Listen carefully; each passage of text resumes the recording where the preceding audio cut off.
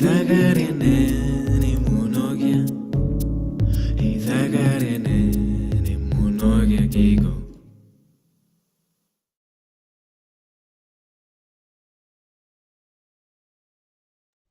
right, welcome back.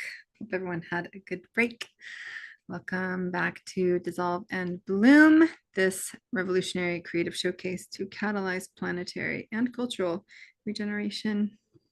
My name is Roxy. I am here to support and steward and listen and uplift this incredible community of artists and partners and collaborators all around the world.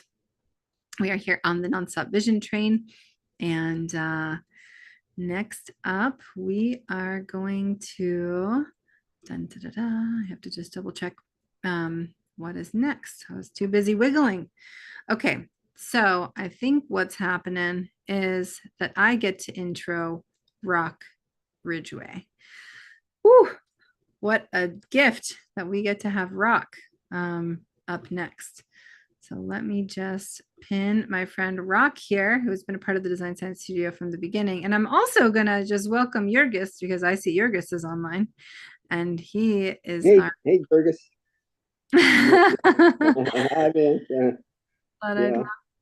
Oh, you're muted. I'm out of focus. Look at that. I know now I'm out of focus. Good to see you, Rock. Yeah, it's good. Yeah.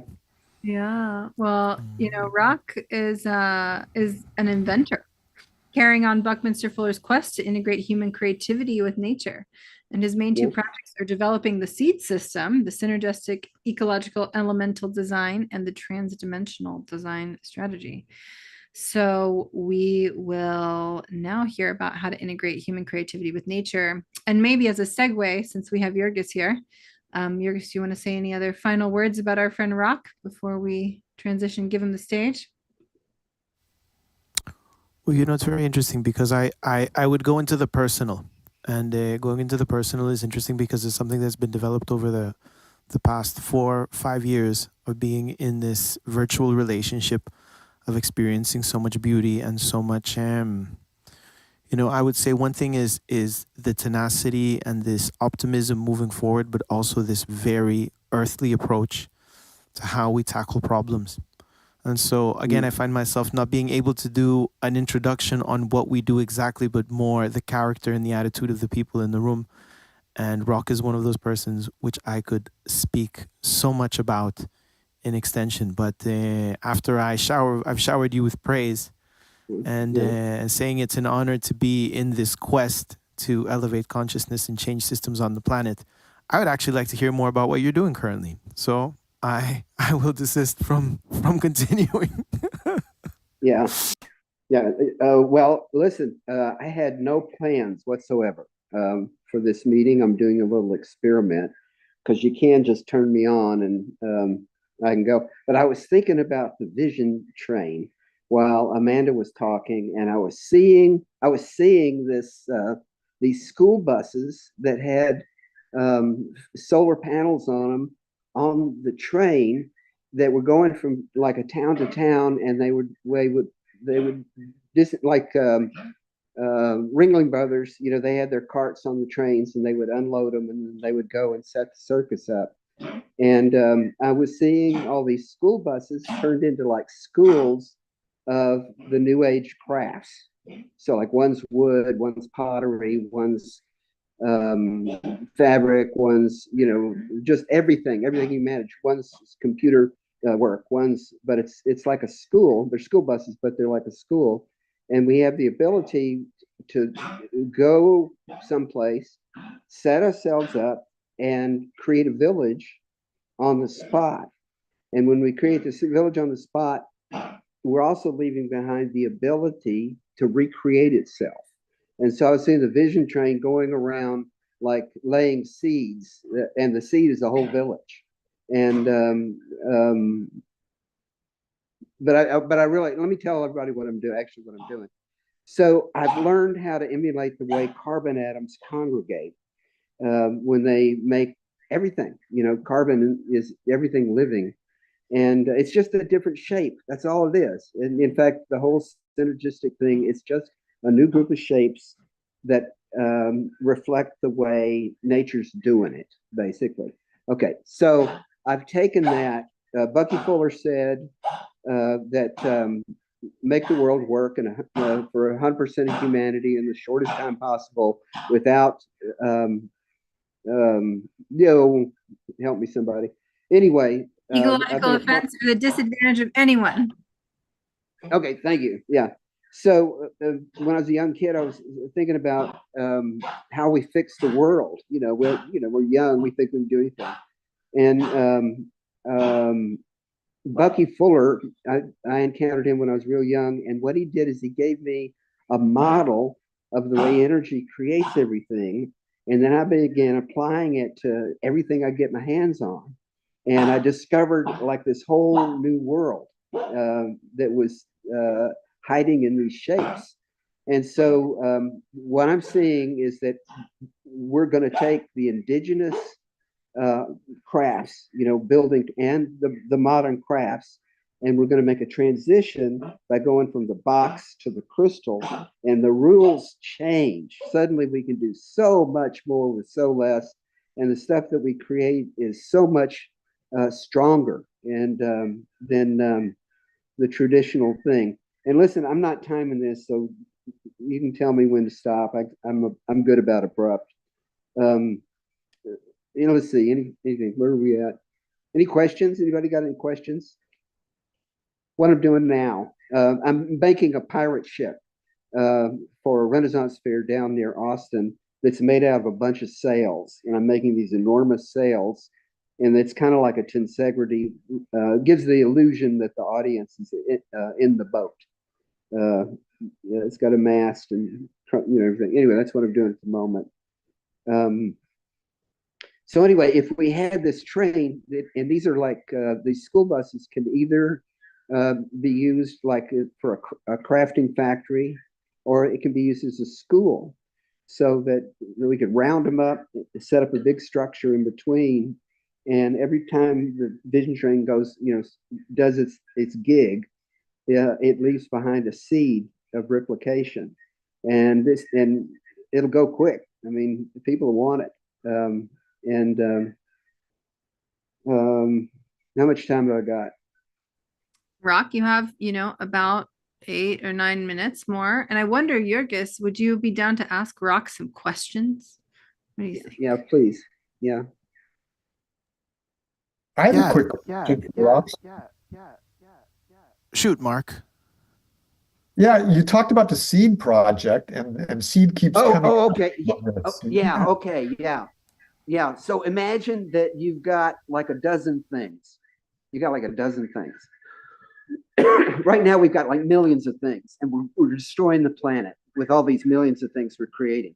So imagine though that you only had a dozen things, but each one of these things was like mind-bogglingly super multifunctional, like from another planet stuff, but designed in a way where they all work together.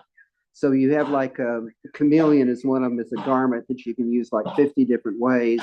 But you have a walking staff that turns it into an umbrella or a kite or structural framework, and it's your walking staff. So, but imagine that you're on your body. You have everything: electricity, communication, shelter, warmth, cooling, food process. I mean, everything, and you're not loaded down. Very light, very like the elves. Like an elemental being would be. And the whole key to it is Bucky Fuller's synergistic modeling, because he nailed it. He said, no, these are the shapes that nature's employing to create create life. And what I'm saying, part of the vision train is what I'm seeing is that we're going to have all these crafts, indigenous crafts, because people are doing it all over the world, and there's buses and train things all over the world already, just waiting to be picked up. And they can all be brought together eventually. But anyway, we use them as a vehicle for teaching the transition in the beginning.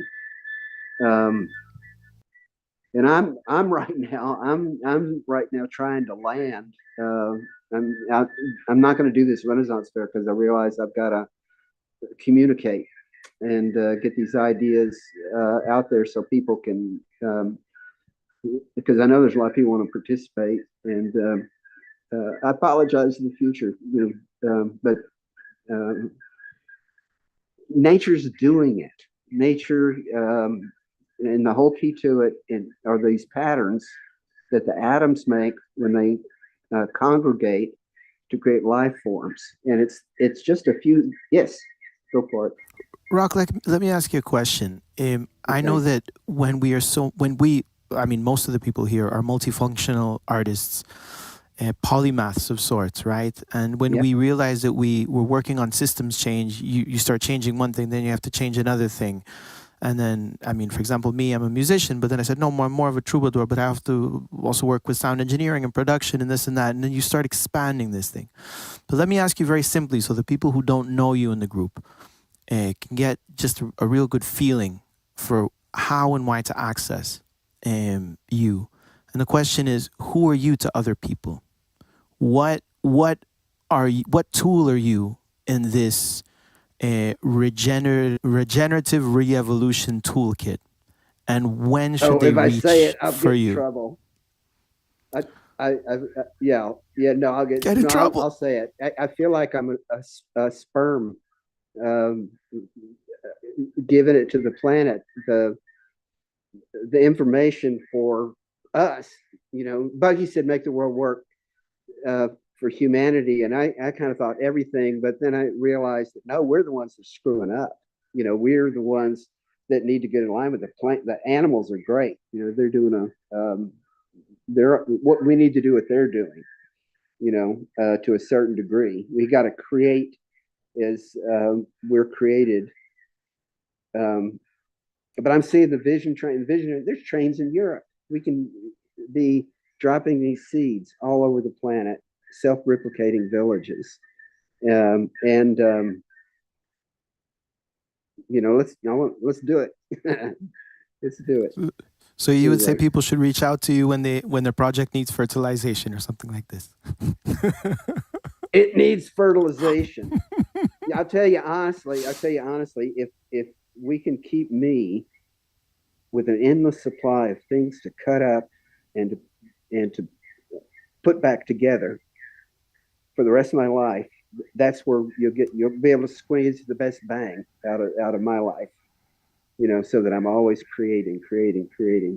Because it's nature. If you look at the diversity of nature and you realize that just making the Bucky Fuller switch from the cube to the crystal, but then you look at the diversity of nature and it's like, oh my God, this is incredible. There's no end to it. It never ends.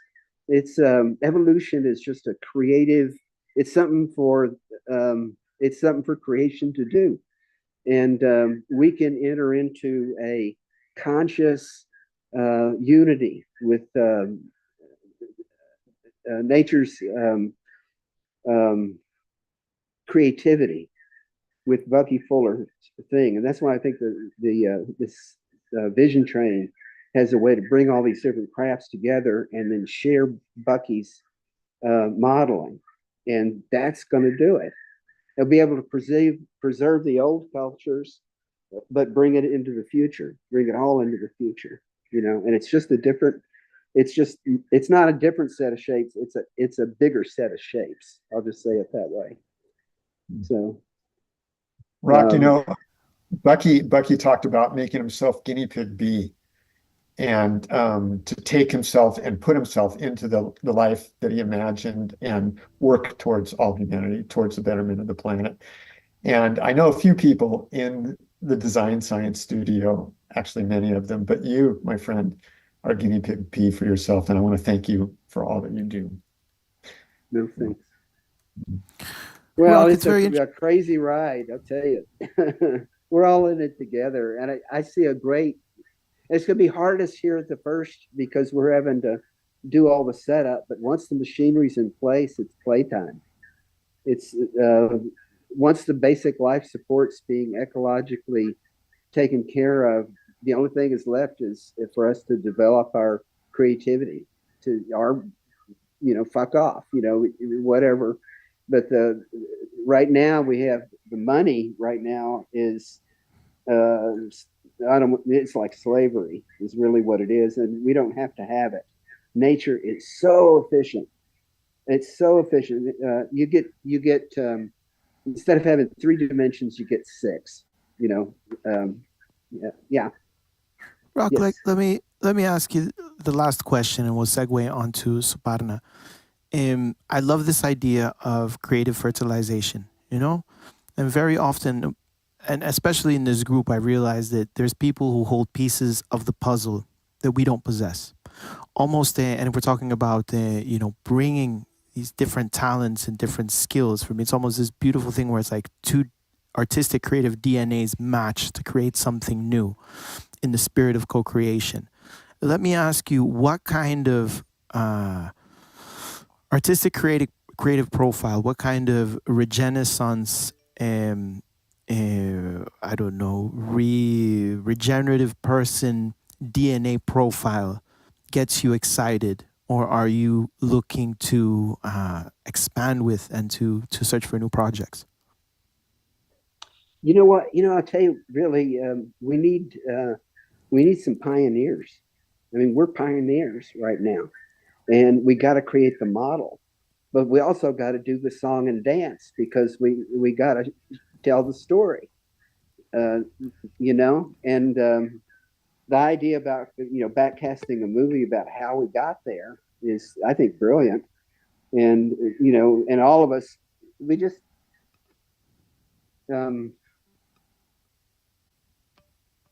it's happening. I feel the creator of our existence, cellular intelligence, whatever you call it, and it has got us. We are got, and we are being brought together. And it's none of us, and it's all of us. I just see, I feel it, and when you see a brethren, or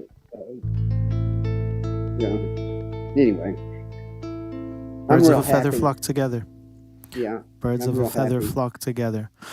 Yeah. Rock, thank you so much. Can we get a big round of applause for Rock? Can we get some love for him? Beautiful. Yeah. Yay. Yeah, thank you. Yeah. I'm very happy that we can actually continue in the same vein, in the same train of thought, because the next person we have on stage is Suparna, a person which I had the privilege of meeting a couple of weeks ago here in the same space online. And again, it's one of those people who's also a love warrior, a person who is definitely working on the transformations and the changes that need to happen, but from a bit of a different angle, more of a business entrepreneurship, or should I say intrapreneurship perspective. And so maybe let's open, or let us segue by me asking you that same question I asked Rock. Who can you be to other people here in this space? Thank you. I actually wanted you to ask me that. I think a connection alchemist. Connection alchemist. Yeah, that's the vision I held in my heart like years ago, and now I'm stepping into it. Yeah. Should I like kick it off, or like there's more you want to say? Kick it off? Connection alchemist. I think that's a great starting point. Why don't you just take it away from there? I'll take it away. Okay. So this was unplanned, but I have like some like notes on post-its as people were talking, and it really feels like a conversation here, right? So the Empress said evoking belonging within, and I think that's kind of the core of my work. All of this has felt like a conversation. I think what I'm dissolving is disconnection in culture and society. That's my hope. And what I'm blooming is relationality. And my work will come across as more analytical. But as Speaker John Ash, he sang yesterday saying, I'm just using all the facts, writing all the facts. I noted that down. It really spoke to me. That's literally what I'm doing. And that is my artivism, the language that I understand. I'm trying to make the invisible visible, trying to get back to that place of primary knowing that the Empress mentioned. Again, it felt like a conversation all morning. The deconstructing and the reconstructing. She talked about communion and the conditions for relating well, flourishing. I'm adding the relating well, but like the talk of conditions. So I will now share my screen. And I'll also say, I asked a few of you beforehand to come on camera because those are the conditions of relating well. That I can see you smile at me, I smile back at you. We like make deposits into each other's soul, really. So thank you for being on camera. Give me a second. And I'm going to share this. And let's see.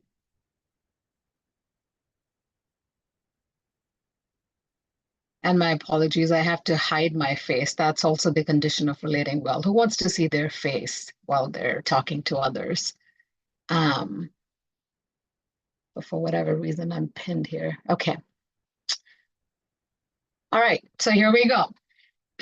So my focus is to design relationality back into life. And what that means is my dream is to develop a studio, and I've given thought why I want that form factor. I'm not going to get into that today, but I do know that I'm going to name it Yush, which is a Sanskrit root word that means to unite or connect. And why this work? Like all mission-driven work, it's personal. I know Rin mentioned yesterday, facing repeated loss in life, and that's kind of been my story. And it's also a story of deep accompaniment, deep connection.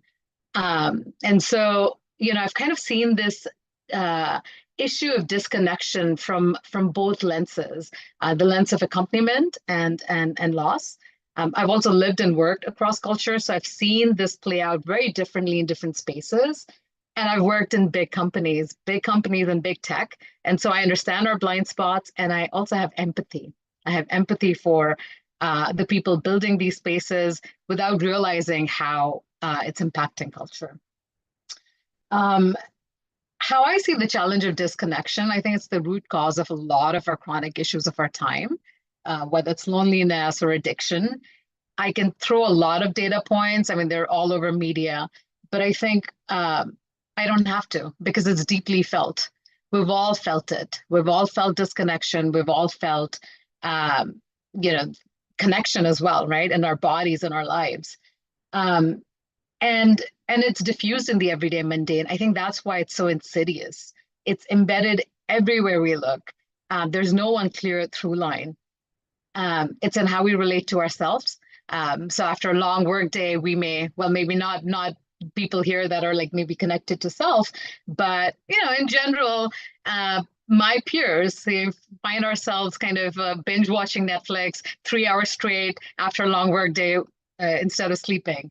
It's on how we relate to others. We may bypass a grieving coworker because we just don't know how to engage with them in their grief.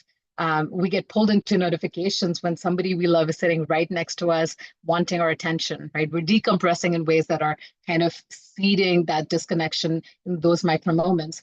It's also in what we create, the companies, the cultures, the products, when we prioritize convenience over effort, online shopping, or entertainment over meaning, streaming, or transactional over relational, when we do home delivery. Again, no judgment here. All I'm saying is there are qualities that are embedded in the tools, the cultures, the products we use, and they kind of make a little change within us, repeatedly. They somehow invisibly kind of change how we think, how we feel, how we behave. And we then end up creating more of the same from that changed version of ourselves, right? And so we're perpetuating these core defaults. So my orienting question for my work was, if we're wired for connection, we keep hearing this all the time, we're wired for connection, then why do we keep experiencing and creating disconnection repeatedly? It's not an isolated thing, it's everywhere, right?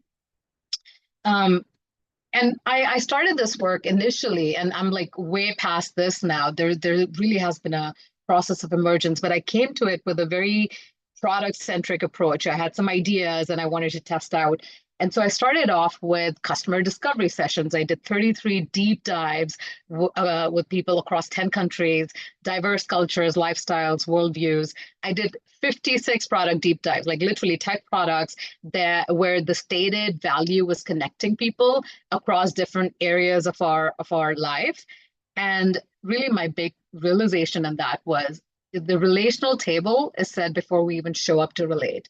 What's happening inside us and what's happening around us really sets the context for how we show up. The felt experience of disconnection had emotional components, but there were also very practical, structural components that were getting in the way. And it really felt like a death by a thousand cuts. And so, relating well or poorly happens at the level of interactions, and there was no one magic product, no one fancy tech bullet, no single solve that's going to solve this. What we need, like what all of you have been saying repeatedly, is we need a different orientation. So how do we do that? So in my mind, the solve is also as diffused. It's at the level of interactions. It's equally diffused in our everyday. We can learn how to relate better with ourselves, with others, with their strong and weak ties. You might have heard of those terms during COVID, like the barista that you might not have seen during COVID, with people that are known and unknown to us, people that are online or offline, and we can relate well without being in a relationship, right? A lot of you here, we may not encounter each other again and again, but my hope is how I'm showing up is creating this space within you, and how you're showing up for me is creating this like muscle memory within me. And then that's how we relate next with other people we encounter.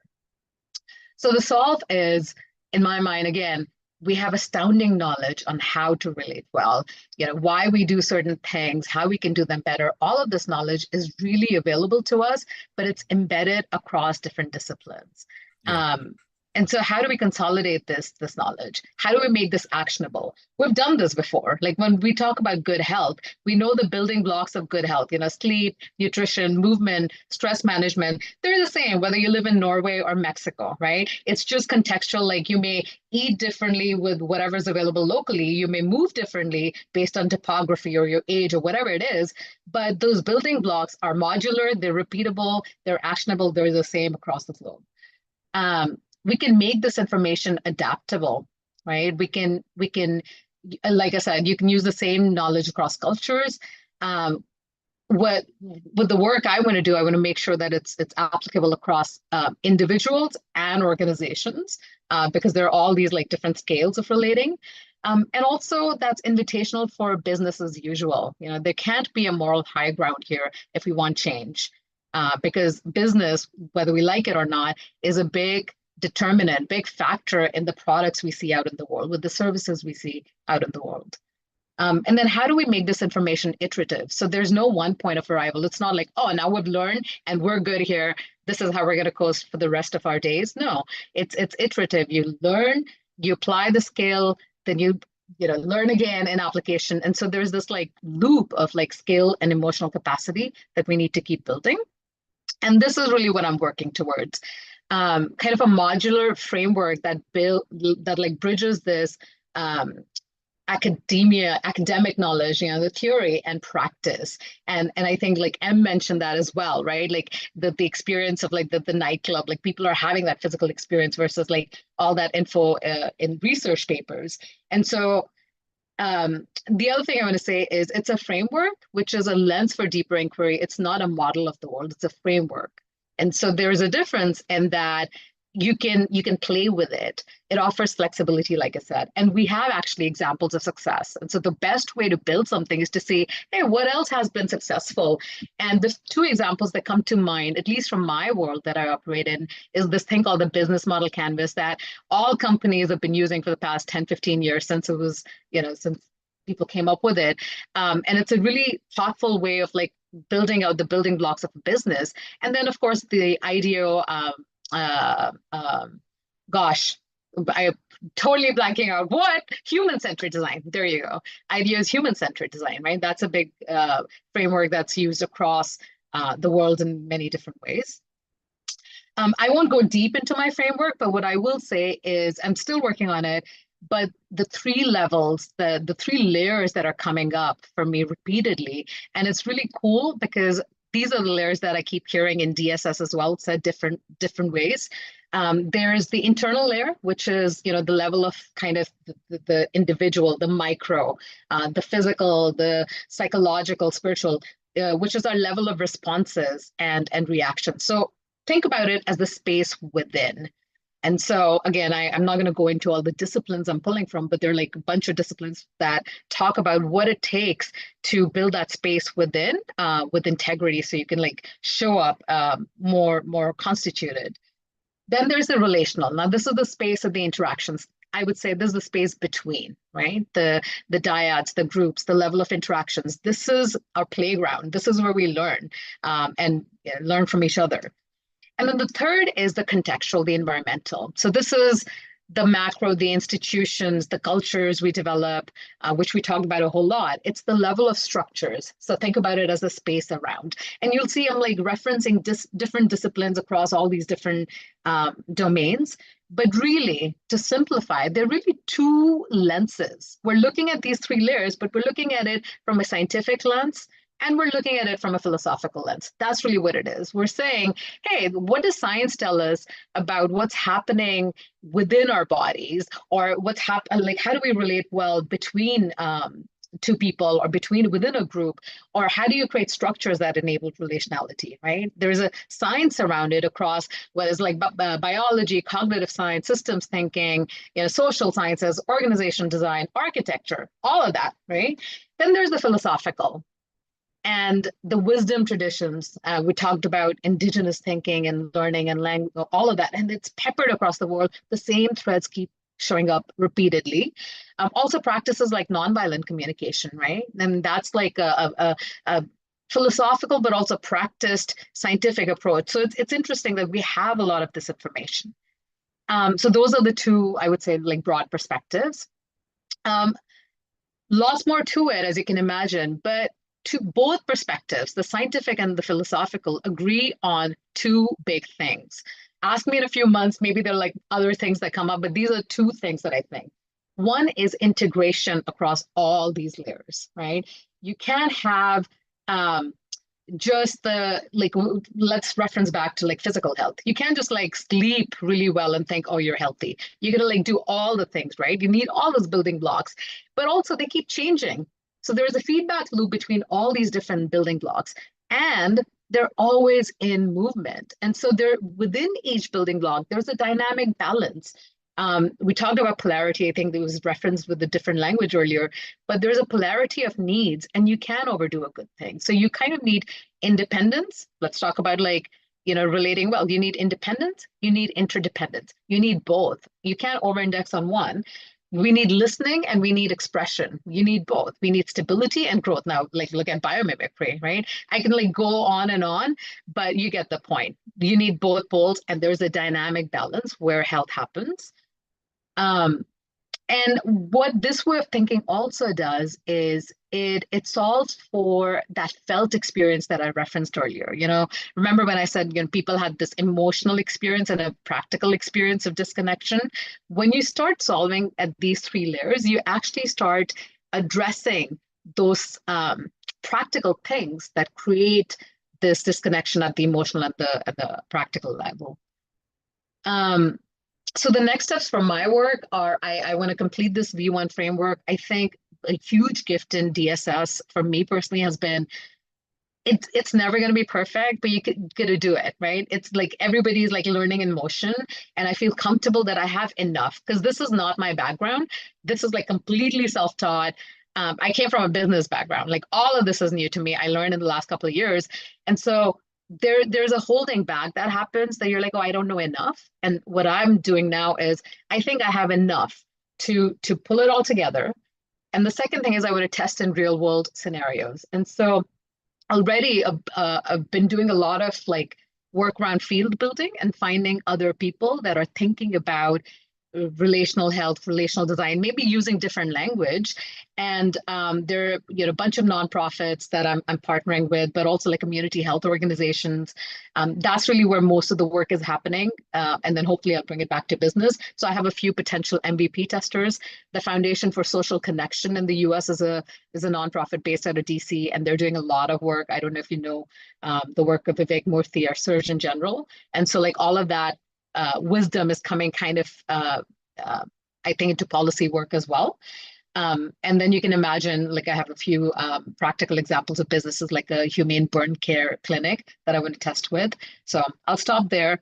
But really my initial vision, near-term vision is, you create healthy relational spaces, cultures, and tools, whether it's tech, whatever it is.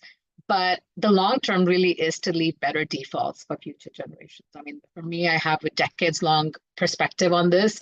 And I think if I keep doing, and we keep doing this important work, even if it's imperfect, it's not all on me. If I keep doing this for the next several decades, there's no way that we can make an impact. We're going to leave behind a better defaults, better ways of thinking. And I think how this community can help is I really want to test my hypothesis at some point in the real world. I'll need to. And so, people I can collaborate with, I can learn from, test with. If you can think of people, and let me know. If you have feedback, sharpen my thinking, please. Give me thoughts, give me feedback. You can connect with me. I put a timer, sorry. You can connect with me on LinkedIn and my writing, and that's my time. And so that's my LinkedIn and that's my writing. You know where to find me. So with that, I will stop my share. And thank you so much. Well, thank you, Suparna.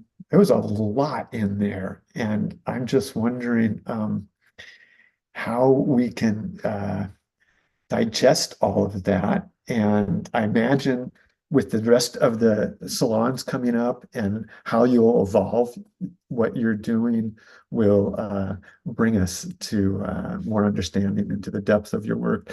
But I do want to thank you for what you're doing and also for having you showed up into the Design Science Studio in many different roles to help us along and co-create with us. So thank you very much. And Jurgis, no? No, actually, we have Salem.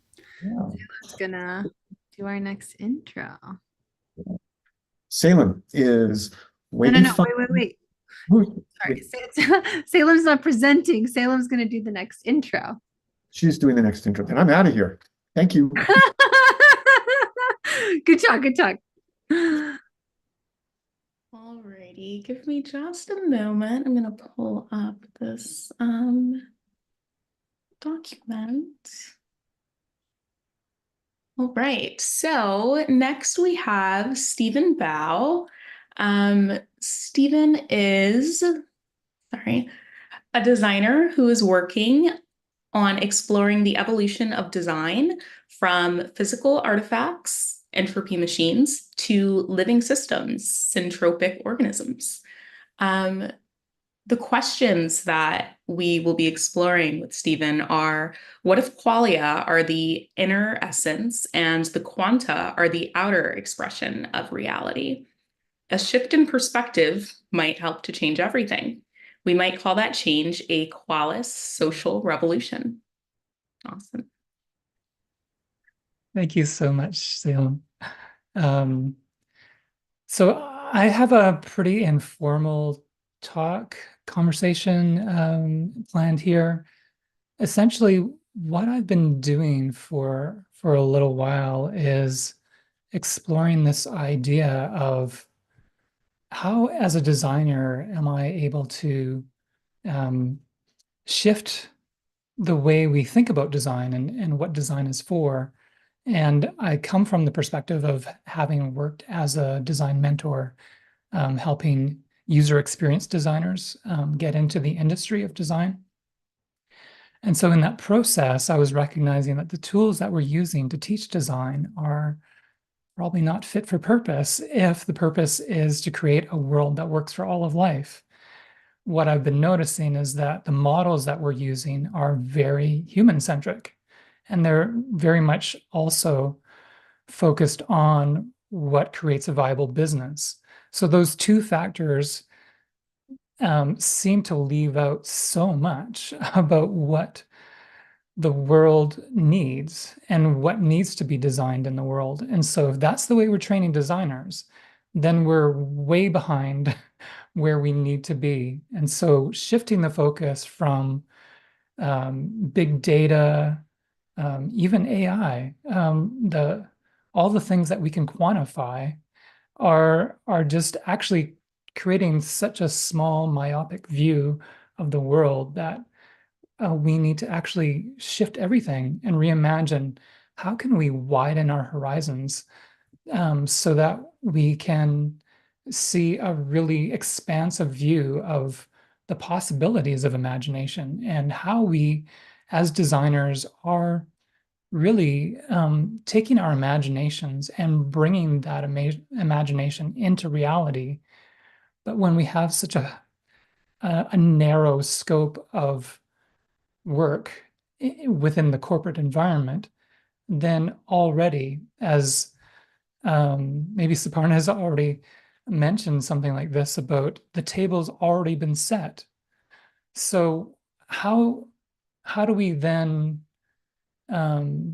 maybe step away from that table, get out of the box of the spaces that we're living in, and then take a wider view of what is going on in the world? What is nature actually doing? What about these large, massive celestial bodies and their gravitational fields and their electromagnetic radiation? What's going on there that is actually shaping the forces of the world to make everything that we're doing possible? How is life even possible? So what I'm going to do is share a screen and maybe walk through how I'm using Mora as a way to explore. Oh, okay. So I've got a model in here that is showing me the simplest way that I can express the complexity of everything that's going on in the universe. And I'm doing that in terms of body, mind, and heart. So if we zoom in to this model, at the bottom here, you'll see that there's body and action. But over here, there's mind and cognition. And over here, we have heart and an emotion. And in the middle, we have perception. So this is an expression of what it means to be a self, a human being in the world. And through that understanding of what it means to have action, cognition, emotion, and perception, that's a way of understanding in user experience design. What are we designing for? What is human experience? Well, we can sum it up with those 4 basic elements. But then when we widen the circle even a little bit more, we're recognizing, well, there's something going on in between the body and the mind. They're interpreting time, they're interpreting the senses, and there's something going on between the mind and the heart. And we're interpreting, sensing energy. And so this was something that I came up with in this summer, was recognizing what's the difference between senses and spirit and soul. Like it just feels like they're all mixed up, and I don't know what the difference is. But when I take a look at, oh, what's going on in this model, there's something happening in between the synergy and the intuition that are going on in between the mind and the heart, are actually a way of reading the spirit and the energy within a room or in our environment. And then when we think about the soul, what is the soul doing? It's connecting between the heart and the body. And so there's a connection between the emotions and the actions of the body that are being expressed in a cultural way, in integrity of the self, but in the synarchy of the whole system. So now, if I'm using that basic model as a way to understand everything, now I can go a little bit deeper and go further into this structure here, where, okay, what's at the center? Okay, it's life, the body, the senses, the mind, the spirit, the heart, and the soul. Essentially, what's starting here is this sense of starting with the body and then going counterclockwise. So I wanted to have something in my model that was familiar, but in some ways unfamiliar. And if we scale out from here, we can see all the different things that, say, the body gives us is the sense of agency and autonomy, awareness, authority, attunement, authenticity, actualization, agency at the center. And then we can actually go around this whole model. And so I won't go into detail, but so that gives us a sense of, oh, it becomes more complex the deeper we go into it. And if we go further, then we start to see that it can scale to all of these nested holons of the self, all the way out to the planetary scale, including, the physical systems of the living system that are connected also.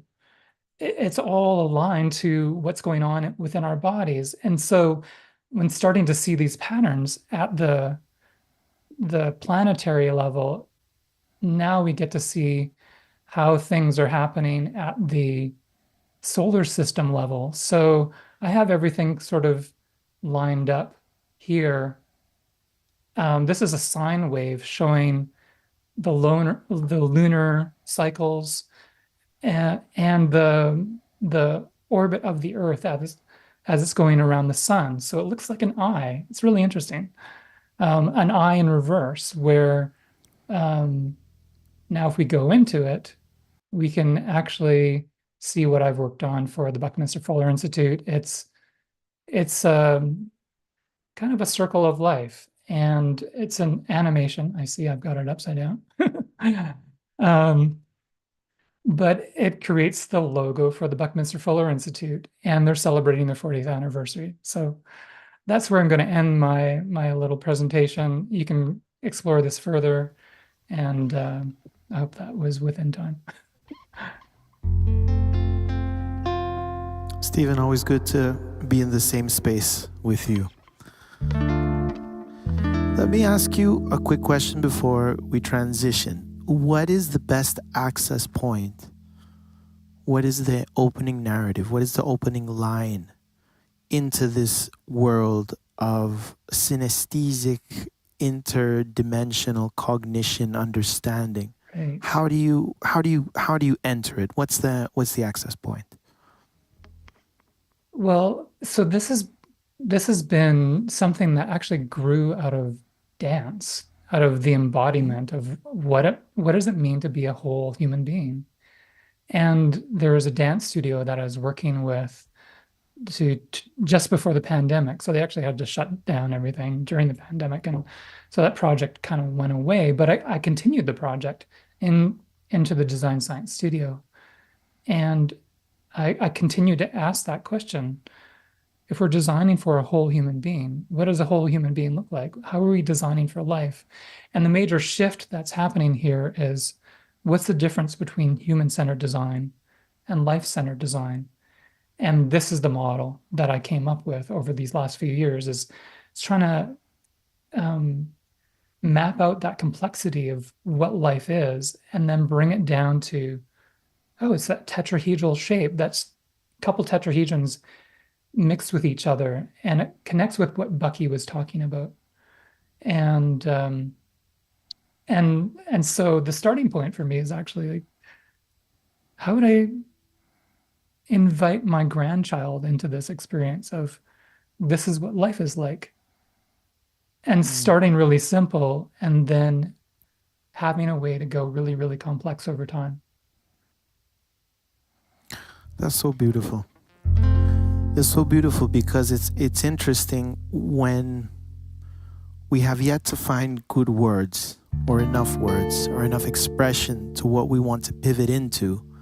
Everybody's guess is good. And it's kind of like, I love this idea that we're kind of putting dots, placing dots, which people connect on their own. And they say, yeah, that's what the Regenaissance feels like. That's what it sounds like. That's what it tastes like.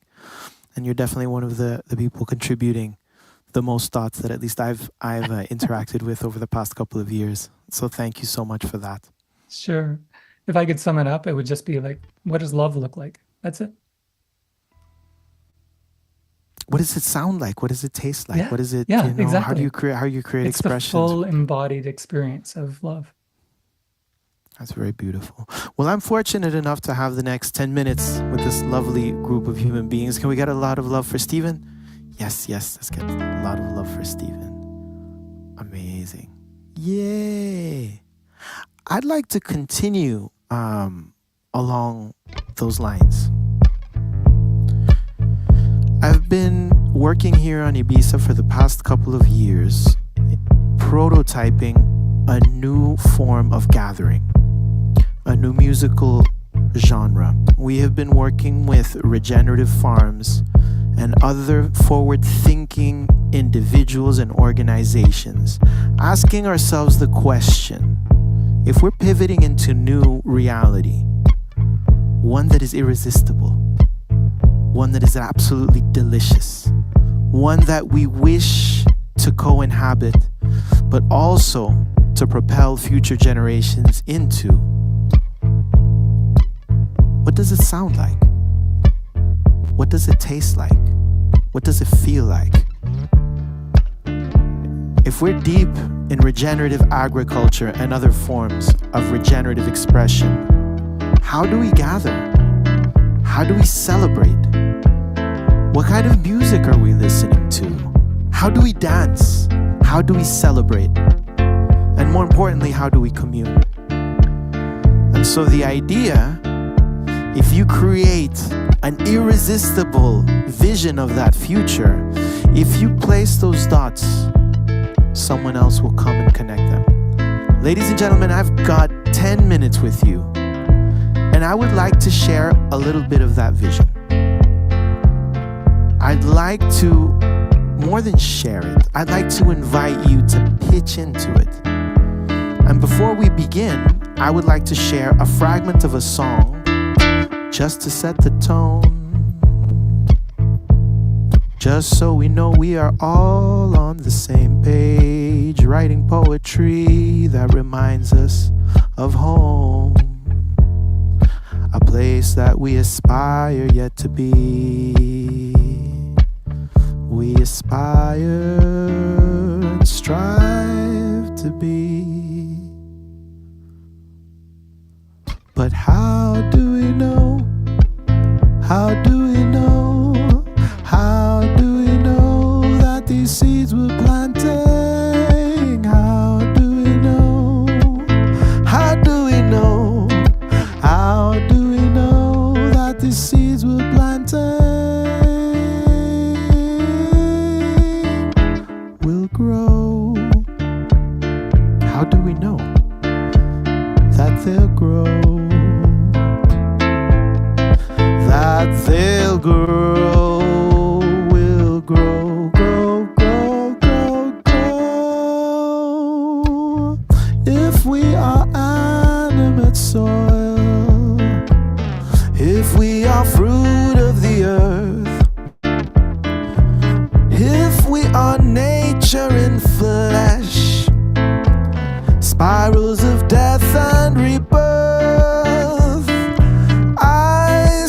heavens, feet on the ground, a haunting suspicion what's lost can be found. If there is hope in your heart and it will not let go, it's good that you know it will grow. asked this question to Vandana Shiva. How do we know that all of these seeds we're planting will grow? How do we know that these efforts aren't in vain? And she said, it's in the seed's nature to grow. And so I like to feel that with the people that we are here in this room, it is our nature to plant seeds. It is in our nature to imagine and envision these irresistible visions, these new systems, these new ways of understanding. If that resonates with you, can I ask you to turn on your cameras, to show me your hands, to turn on those microphones and give me a good proper aho. Wow. Oh. I also asked Zach Bush. How do we know? How do we know that these seeds we're planting will grow? And his answer was a little bit different. His answer had to do more with the idea that it is not only in our nature to grow, but that it is inevitable. That evolution says that we always find a way. And no matter how messed up it seems, there's a part of us that will not be kept at bay.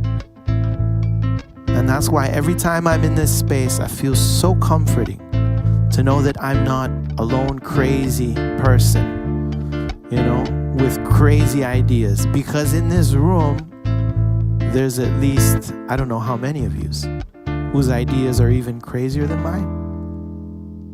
And that's how I know that those seeds will grow, grow, grow, grow, grow, grow, grow. They will grow, grow, grow, grow, grow. I love the movement of the hands. Grow, grow, grow, grow, grow, grow, grow, grow, grow. They will grow with a little bit of love, with a little bit of trust, with a little bit of water, with a little bit of fertilizing lust, with a little bit of mischief, and a little bit of planning, and all the other good things that you're gonna produce in the chat. Let me know. Let me know. How do we know? What are we gonna do? How can we be sure that these lovely visions that we're casting will grow, grow, grow, grow, grow, grow, grow, grow, grow?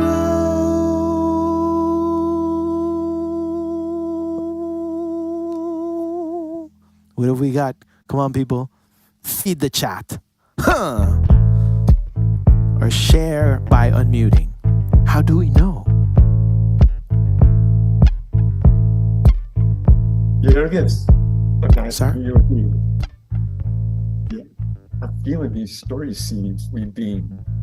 That's how we're growing. See, you're all turning green. Thank you, Mark. Who else has got something for us? You said it.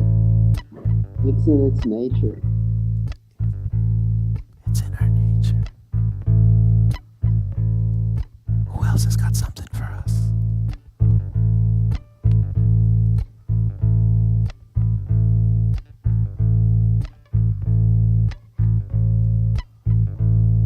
Because I've already grown.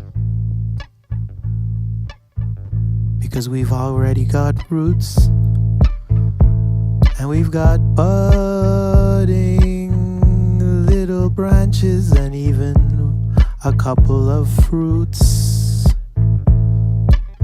It's in our nature to grow, grow, grow, grow, grow, grow, grow. If we are fruit of the earth, under the sun and the moon, if we are nature and flesh, children of the same womb, pray to the heavens, dance around flames, act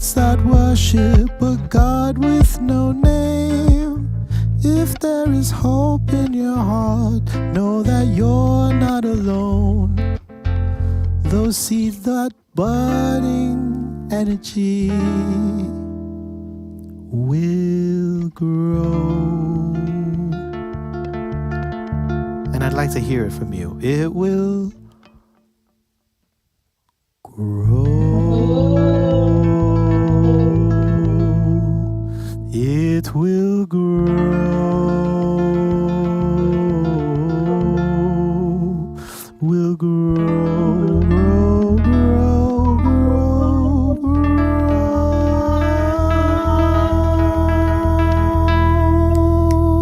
grow. That's how we know. That's how we know. That's how we know that these seeds we're planting will grow. That's how we know, right? That's how we know. That's how we know that these seeds we're planting will grow.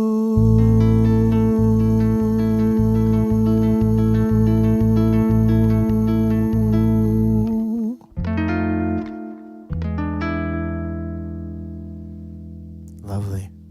Did you guys enjoy that? Beautiful. I'm super excited right now to introduce Cleo Barnett.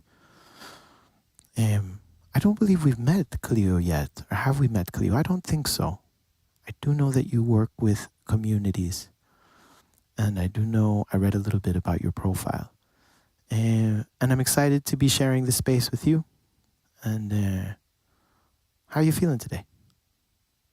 Feeling really good. Really grateful for that music. Thank you. That was very beautiful. It was a beautiful way to drop in to this special community. Roxy, very grateful for you to be here. And yeah, really looking forward to sharing and learning. Cleo, I work with all kinds of communities, artists, and bringing people together through music. You work with a much broader scope. But let me ask you, what is that main foundational pillar? What is the thread by which that guides you, or that on which you build everything you're doing? Let me begin with that, and then you can just segue into your presentation.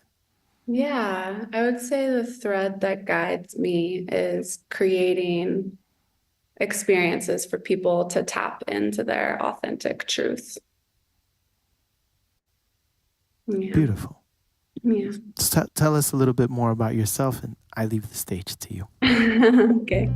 Hi, everyone. My name is Cleo Barnett.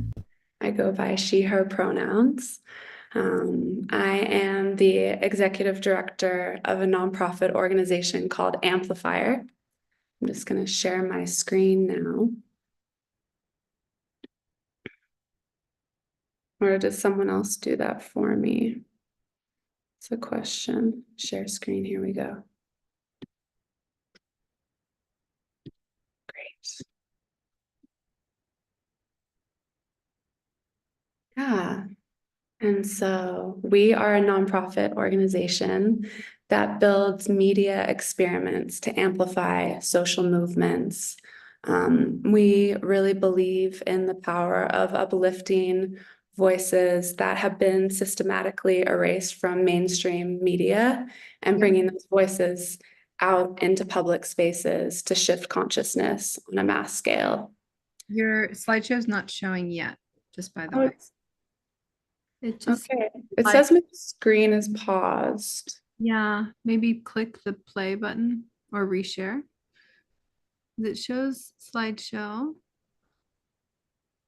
I can try to unshare for you and you can reshare. Okay, let me try that again. Let's see. And I'm also going to share for you if you want to just give me the link in the chat. Yeah, that works. I kind of have a lot of slides though, so let's see, new share. See if that works. Interesting. I've never seen this functionality before.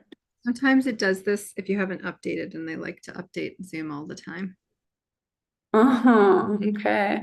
All right. Well, I can share the link with you, but there will be a lot of slides, so just bear with me. Where's everyone calling in from today? Where's everyone streaming from? So curious. Roxy, I'll share this with you. Los Angeles. Okay. I just gotta make sure that. Jorges in Ibiza. I'm in Okay. Ibiza. Okay, Roxy, I'll share this with you now. Oh, wow. Washington, D.C., Portland, Oregon, Chicago, Florida. So I'm in Mexico City today. Been here for Art Week, so coming to you very inspired. And okay. So we can go to 2 slides from here, but this is the work that we bring. And so this is a really important image to the founding of our organization. So Amplifier actually started as a art project, and this image was taken on the Lakota reservation. And if you go to the next slide, we were really interested in how we could take photographs that were captured for inside the pages of things like National Geographic magazine and actually bring them out into the streets where people can't subscribe or unsubscribe from the message.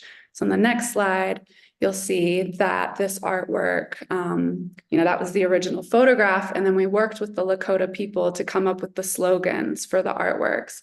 And in the next slide, you'll see there, we worked with incredible artists from Shepard Fairey, which allowed us to reach millions of people with his following, but also very, very iconic Indigenous artists, including Greg Deal and Ernesto Llerena, to take the photographs for inside these exclusive publications and then mass distribute this work out into the world. And so on the next slide, you'll see that we were very punk rock when we started. We were literally just printing this artwork out as posters and stickers, and all the artwork, which you'll see on the next slide, points to a website.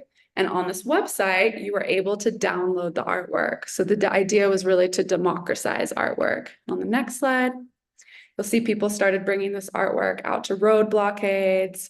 And then on the next slide, you'll see there's at community marches. Next slide. And into all different kinds of protest movements.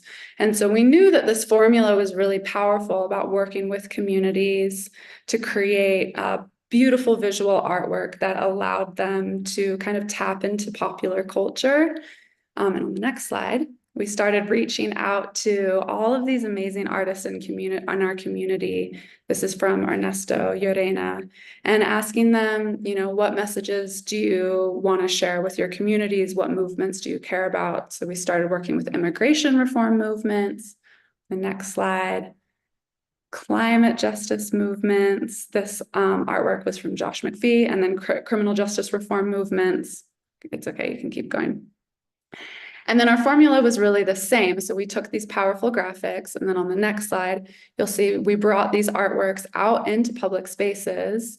And this served 2 purposes. One is you could reach mass audiences by bringing this work into public spaces.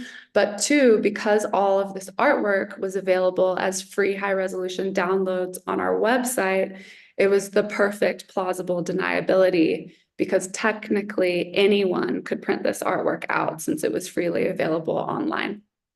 So if you go to the next slide, then we were really interested in how can we hack other spaces outside of just public spaces. So we started working in office buildings and then also in soccer stadiums. So we're always interested in how we can create this beautiful artwork, but then hack different public spaces.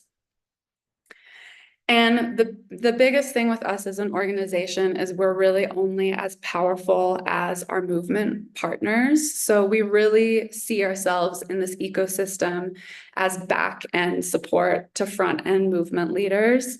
The founder of Amplifier, Aaron Huey, and myself, we've really specialized in reaching millions of people with messages, but we are not the people that determine what the messages are. We work with movement leaders to help craft what the core messages are.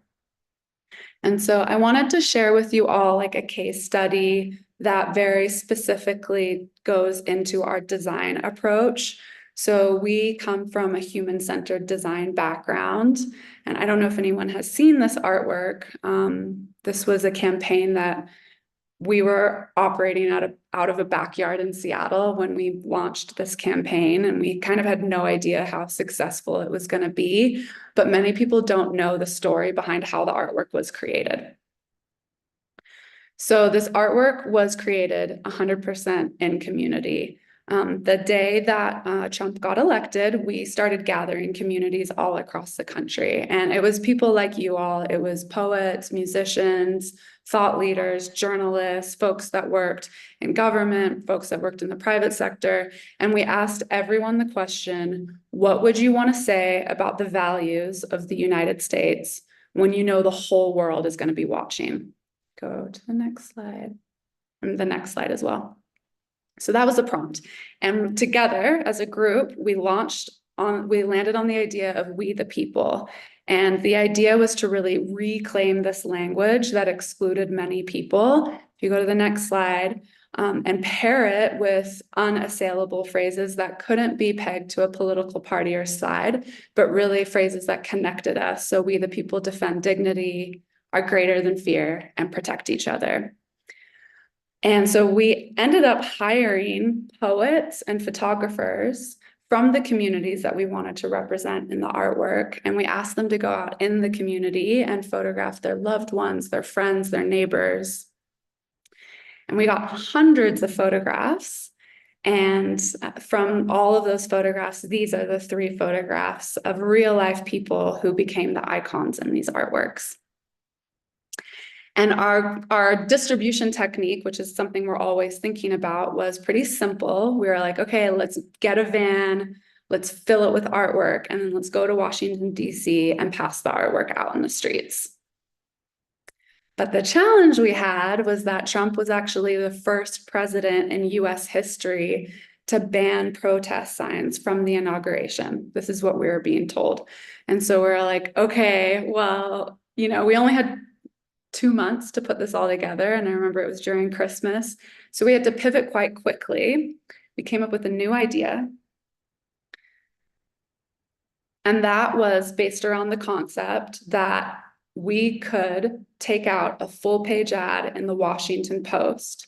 So through research, we discovered that for every $1 donated, if we raised enough money, we could get 6 pieces of artwork in 6 newspapers.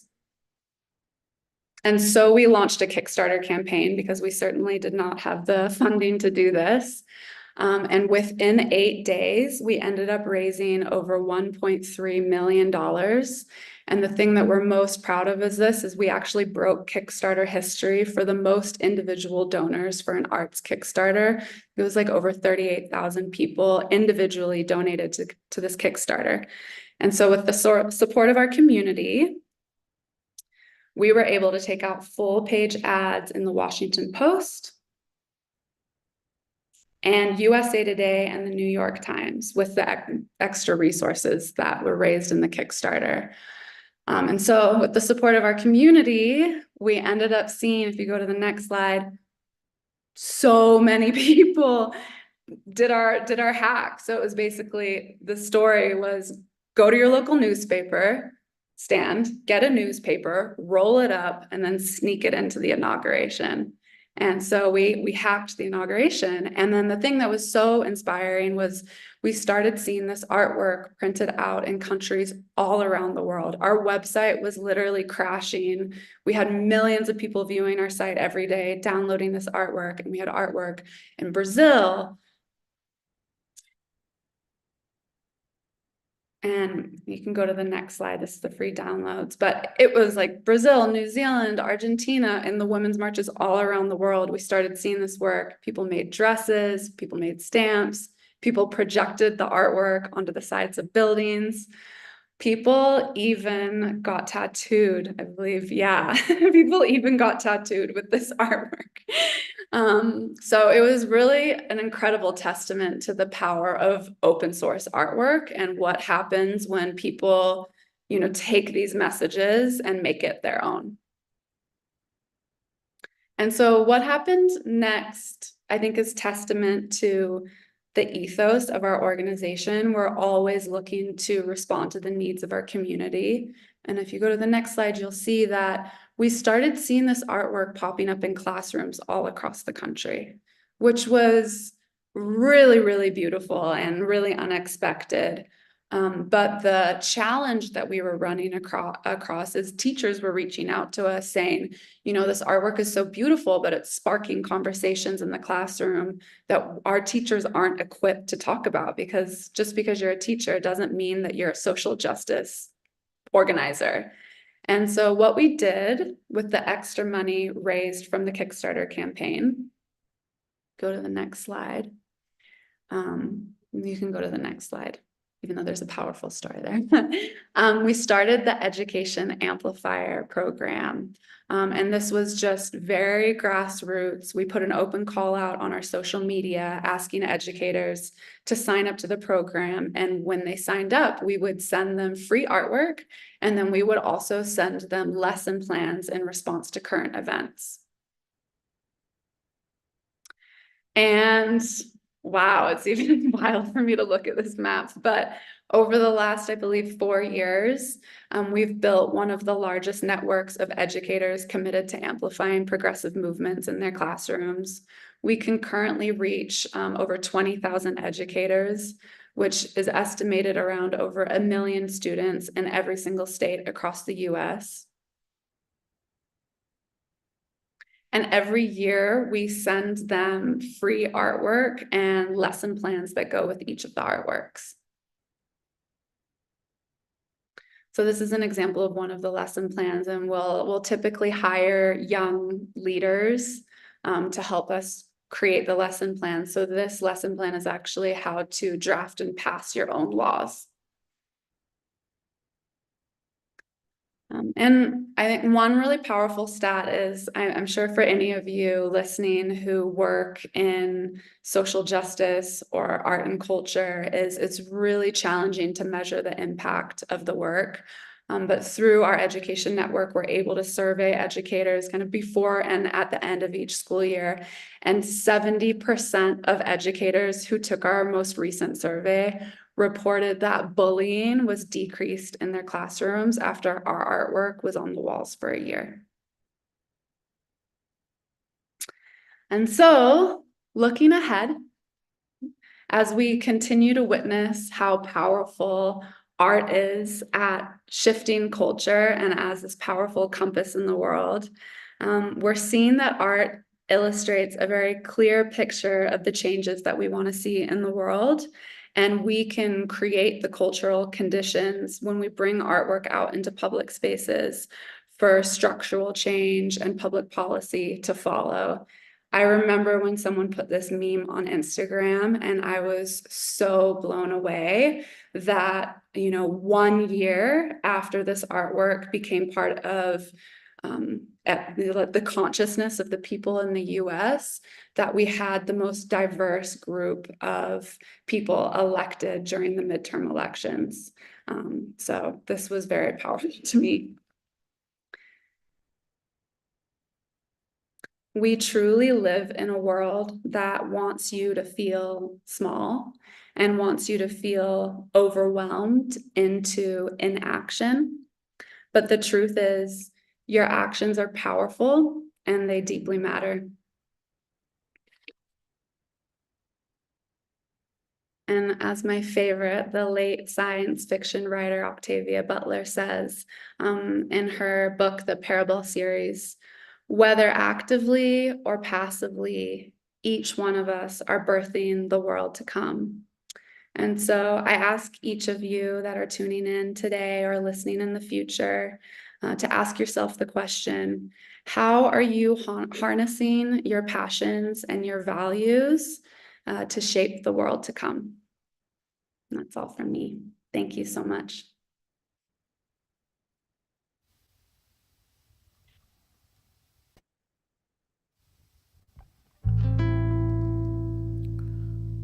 big deal. Thank you so much. Thank you. I actually met Aaron, I think that was 4 years ago, in Miami at Art Basel. That sounds about right. Yeah, and it was, yes, yes, yes. And it was so interesting because the whole project was so inspirational in the way that it was so subversive. But I didn't know a lot of the backstory to it. There's something that I find very interesting, especially when dealing with communication, where aesthetics, simple aesthetics, your choice of colors, how you frame things, the font, how you know, all these simple visual things can sometimes convey a more powerful message than words themselves. And my question to you, I'm just very curious, were you aware of that when you started, or were you just driven by intuition or a hunch that this is the way we're going to do it? Or was there like, no, there's these theories on communication and you know, and we're going to be jamming certain things. I'm really curious whether it came from here or from down here. I think a little bit of both. It was really interesting. So I grew up in New Zealand and I relocated to New Zealand when I was 18 years old, and I was on the pathway to be a businesswoman because that's what my parents wanted me to be. And I was studying political science and international business. And then I started looking into like the media industry and news cycles. And I just started to see how clearly populations are brainwashed into kind of this pathway of, we all know the pathway of what mainstream society wants you to be in. And intuitively, from that intellectual place,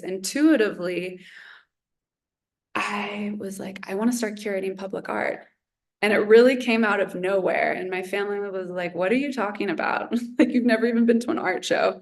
And I was like, I just want to bring artists into public spaces so that they can share what they're working on, which is obviously like in the fringe and outside of this capitalistic structure. And I want to find funding and pay them to bring their art into public spaces. So I started doing that when I was 18 in New Zealand. And from my first event, it just turned into my journey. And so Aaron actually scouted me from a show I had curated around the housing crisis in Seattle. And when he reached out to me, I was like, it was started as an interview, but then by the end of the call, he's like, when can you start? I was like, well, tomorrow. And I was living in New York at the time. And he flew me to Seattle the next day. And then we launched the We the People campaign 6 months later.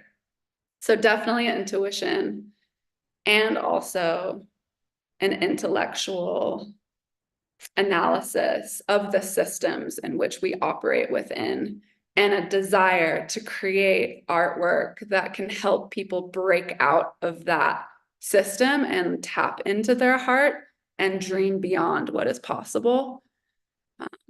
Yeah, especially with our education work, think about 20 years ago, what artwork was on classroom walls. It's like George Washington and like Einstein, and to be able to create artwork where students feel that they're seen and reflected in a leader that's in artwork in a classroom has been just so profound and really beautiful.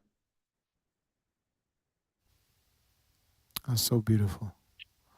That's so beautiful. And did you kind of expect that the dominoes would fall as they fell, or was it like, oh my goodness, oh my goodness, oh my goodness? So for the We the People campaign, we knew that we had to raise $300,000.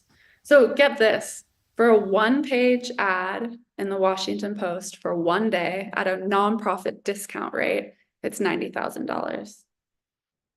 So that's like what we're up against in terms of advertising and how it tries to tap into consciousness so that you're like, oh my God, my teeth aren't white. I need to buy whitening strips or whatever it is, it's like, it's these subliminal messages. And so no, when we launched that Kickstarter campaign and within 24 hours, it was way beyond what we could have ever imagined. It was a very, very surreal moment. And at that time, Aaron wasn't getting paid. I was barely getting paid. And we were working like a lot to make that happen. So it was fully a passion project. And it was an art project, and then it turned into a nonprofit organization. So we're like, okay, now we need to learn how to run a nonprofit organization. Yeah, so it's been a journey. It's been a wild ride, but I feel like it's starting now, 7 years on. Now I feel very grounded in the work and really passionate about how to create really strong operating foundations for organizations to work, and then being able to play the game of getting fundraising and then redistributing that money to artists. Yeah, it's very inspiring. Well, I'm so inspired that you came to share the story, Cleo, and that you and Erin have been doing so much. And this story, we got to go from the front lines to the classroom to the boardroom to the office to the newspaper. I mean, you really like the title of the talk, which is about like art. I think your first slide was art as a compass, but also art for cultural change. This is the kind of heartbeat and lifeblood of what we do in the Design Science Studio. And so being able to also be woven together and begin deepening our partnership, it's just such an honor to get to have you here and get to share and inspire. There's so many creators, both like live with us in the room and also on the 8 different streams, who are connected to our work because they believe in art to shift culture. And I just want to also acknowledge the public part, looking at how do we reach the public? How do we actually intercept into these like spaces and systems? I know you've done a bunch of work with billboards. There's an artist in the community who happens to be a photographer for a billboard. And so the person who owns the billboard occasionally lets us use it and just like slide some art in there. And so, it's just interesting to think about like how are we going to change culture if we can't reach the people? And I think that the sign or signal that I would have gotten from, oh, we're doing this Kickstarter and oh my gosh, it is like above and beyond and beyond and beyond what we even like initially wrote out as the goal, is a sign that the people are out there. It's sometimes it's hard to reach the people to like find the messages that they feel are like deep to their belonging. And I just want to commend you and Erin and like the Amplifier team for all that you've done and reaching the people and like helping distribute these like critical messages to the youth and to everyone that knows that a better way is possible, and coming together we can make it so. So thank you so much for coming. Thank you. Yeah, and I think what I'm really sitting with now is we reached the people and mobilized the people before Trump was in office. And now it's a whole different, people are tired. And so now it's how do we really touch people's hearts. And the biggest thing is really enforcing the fact that each of us do hold a lot of power. And when we come together, we're even more powerful. And so I think as we go into this really critical election year, both in the US and internationally, is maybe a little bit less of what we're fighting against and more of what we want to create together. Yeah. So I'm really grateful to be here, and I'm really looking forward to meeting more people in your community. Like I can already feel, I'm like, wait, I think this is a very magical group of people. So yeah, nice to meet you all a little bit. That's a great kind of segue us into co-creating together, because this is what we're all about. And I hope you can stick around for Salem's talk. I know that Jurgis is going to introduce Salem, but it's just such a delight to have you here. And here's to more Cleo Design Science Studio Amplifier moments.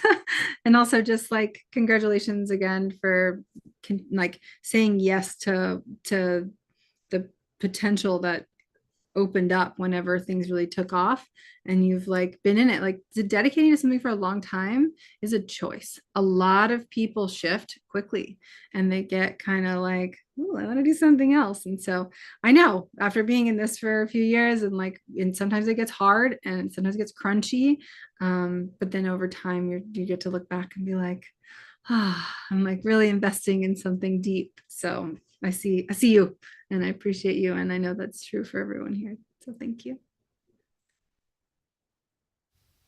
So beautiful, Cleo. Thank you so much. It's very interesting because one thing is when you see examples of things that shouldn't be able to be done, and someone does it, and you're like, there we go, there, they did it. And then it's beautiful not only to have that example, but then have the people who put that instance right in front of us where we can no longer unsee it, and that they not only did it, but they're amongst us as well and also supporting. It's really beautiful. So I want to give another shout out to Cleo and everybody who, the Amplifier Art. And it's very beautiful as well that the next person we have here with us is Salim, which also works with information and the way that it permeates and changes people and shapes institutions and, their outlook on and perspectives. So it's quite nice that we've kind of moved into this space, and that you're going to be continuing along this line, telling us a little bit about what you do. Unless you'd like to add something more about Cleo and what she's doing with Aaron, I can pass on the word to you. Yeah, totally. That presentation was so synchronous. I mean, I loved it so much. Just the power of the collective when it's aimed towards the positive is so fabulous. I feel like so many times we see the power of collectives when it's, not doing so great. So it's good to have those other examples for just model making and like expanding capacity, which is actually what I'm talking about today. I am going to share my screen. Let's see. Yeah, I'll do this one. Give me just a moment here. Oops.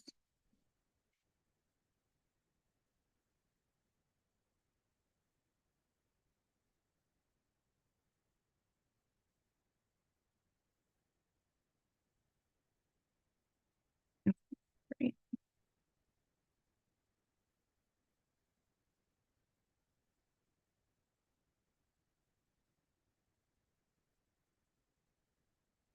Okay. Can everyone see my screen here? Is it my whole screen or just the presentation? It's your whole screen. Gotcha. Okay. I'm going to enter full screen mode then, if that's okay. Although I do think that there will be some presenter notes on the side that may show up, but that's fine. All right, cool. So it's still in the original share. If you want to try. Okay, let's see. Oops. I see. Okay, so we're over here.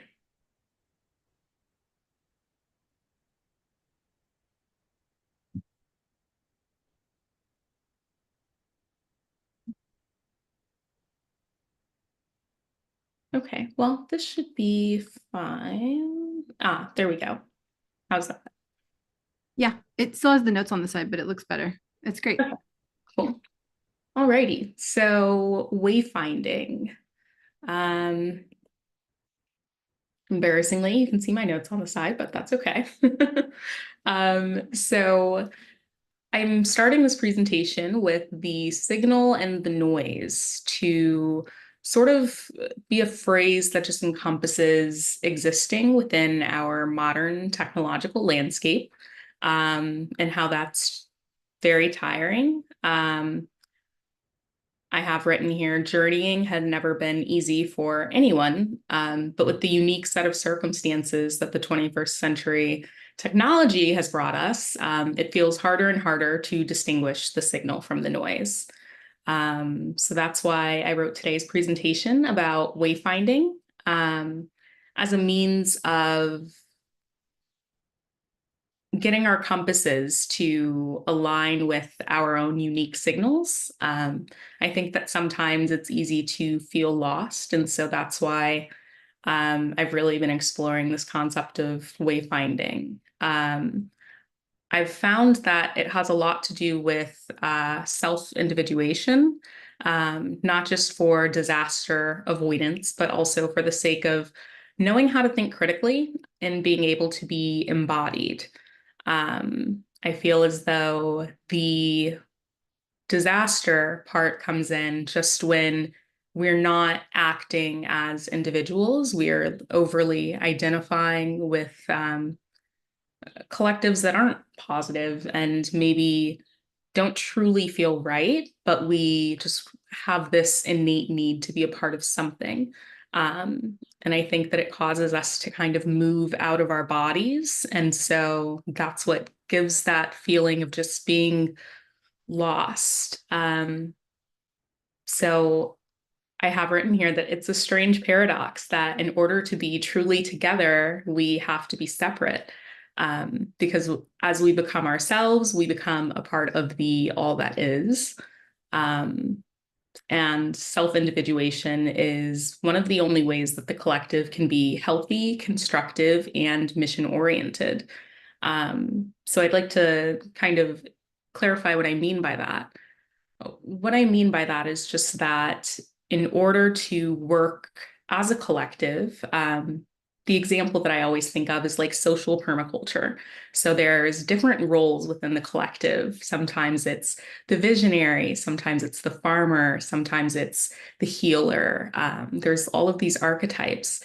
And when we aren't truly ourselves, we're not working from those wonderful archetypes. We're working from spaces of just listening to someone else that is the archetype.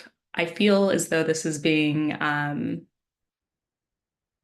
I've been noticing this more in terms of just the information landscape that we exist within. There's so many different like YouTube channels and podcasters and all of those things, and that's great. And I love that we're in this landscape of creation. But it's also unfortunate when I see that rather than all of us kind of moving from that place, we're kind of sometimes just drawn to someone else moving from that place and then stuck there as a supporter or fan rather than being able to move on to do our own creative work. So that's kind of another thing that I would like to address with this concept of wayfinding. So I've got some definitions here because it was really funny. I was talking to my partner and I told them the title of my presentation and they were like, that's kind of a lot. And I realized that it is a lot. I just wanted to try to find terms that encompassed everything that I was trying to discuss and distill, and it's hard to do that. So I have wayfinding here as the process of navigating through life's existential landscape, seeking understanding, purpose, direction, and meaning amidst the complexities of human existence. And I have ontology defined here as a branch of metaphysics that's concerned with the nature and relations of being. So what I'm trying to say is that our understandings of reality, identity, and the nature of things fundamentally shape how we interpret signs, navigate and adapt to complex environments, choose our directions, and they even influence the ethical frameworks that we operate within. So in this way, being an ontological shapeshifter widens our capacity, increases our agency, and catalyzes perceptual transformation.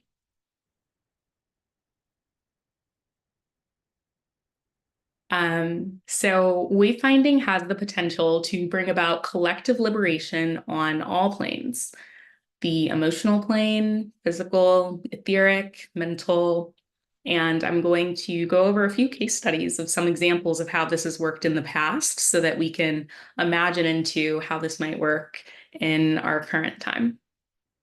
So the first example I have here are songlines. This is one of the oldest forms of wayfinding. Actually, it is the oldest form of wayfinding. It's an oral tradition of Indigenous Australians embodying paths across the land, or sometimes the sky, and they narrate the landscape's creation and significant events by ancestral beings. These intricate maps of the land contain detailed knowledge about landmarks, water holes, food sources, and other critical survival information. So that's kind of what's important here is the survival aspect, and just being able to build metaphors in order to help with that process, in order to wayfind. The next example I have here is 19th century wayfinding, the Underground Railroad by means of Negro spirituals, which were songs, just like the last example, that essentially used coded language in order to help enslaved people understand the escape routes. This coded language was interpreted differently by different individuals, and I imagine that it must have been a really synchronous experience for the enslaved to have these songs to navigate towards freedom, and then to have the epiphanies as they were on that journey of what the symbols actually meant.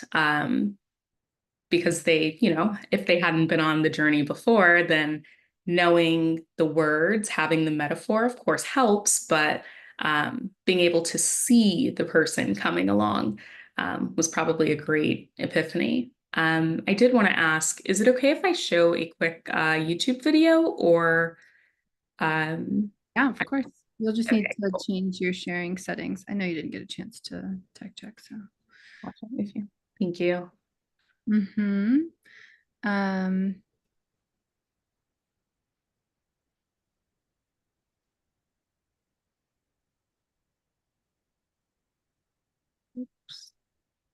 Salim, while we get it all sorted out, maybe I could ask you, just personally, because you're looking at it from a systems change kind of perspective, creating the narratives and the mythology. Where does the line between art and what we would call, I don't know, history, or probably more, I don't want to use the word scientific narratives, but more something which is considered beyond the realm of imagination? Where does that stand? Because for creatives, it's much more subtle, but if you look at it from a analytical scientific point of view, you sometimes have to define the scope, right? You've probably gone through it. So let me ask you that question. Yeah, so I think it's different for everyone, honestly. It's hard to determine what is where that line is, just because some of the things that are real for me in a spiritual sense, maybe reality for someone else in like a mathematical sense. I know when we're in our design science studio sessions all the time, Strufi is actually able to like really distill things into geometry, and like it makes sense for him in that way. And it's so beautiful. The way that this kind of just works differently for all of us, like these levels of or these ways that we use to understand and connect with each other. And I think being able to shift that is really what helps to have those deeper understandings and connections in maybe ways that we otherwise wouldn't, just because we are so limited based on the lenses that we're coming from and the languages that we're using and things like that. And beliefs are tricky like that, obviously. I love the concept of cosmology, which is also one of those fancy words, but more like a lost tradition art, which I think is very similar to ontology in the sense where one is being, the other one is knowing our place in the universe through the storytelling and through our belief systems. Roxy, are we ready? I think that Salem is ready, but Salem, you'll have to share audio. So when you click Okay. share screen, you'll need to click the little button that says share audio alongside. Okay. Let's see. Oh, I see. Okay.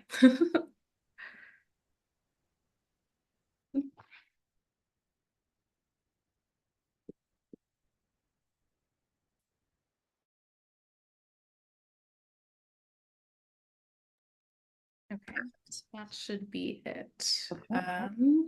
Can you see my screen? Looks great. Go for it.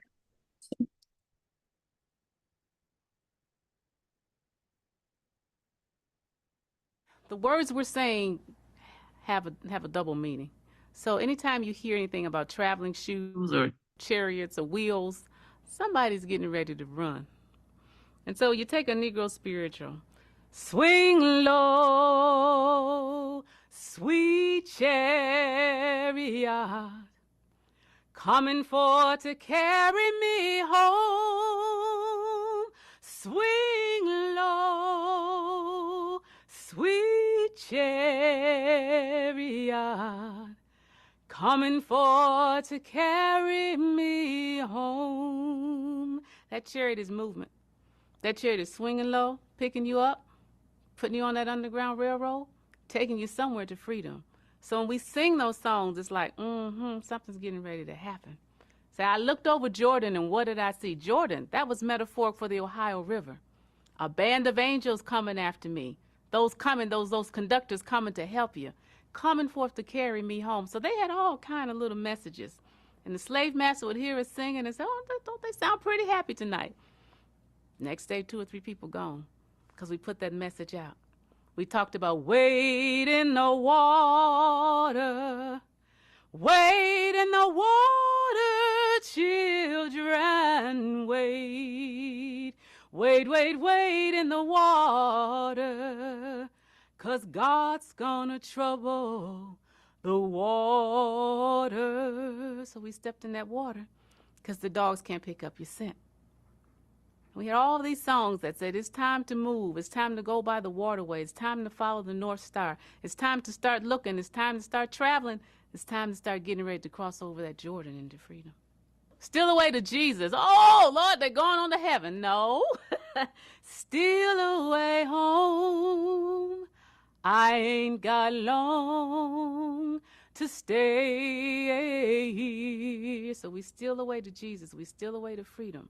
But it sounds like we're just talking about a life in the hereafter, but we're talking about a life in the here and now.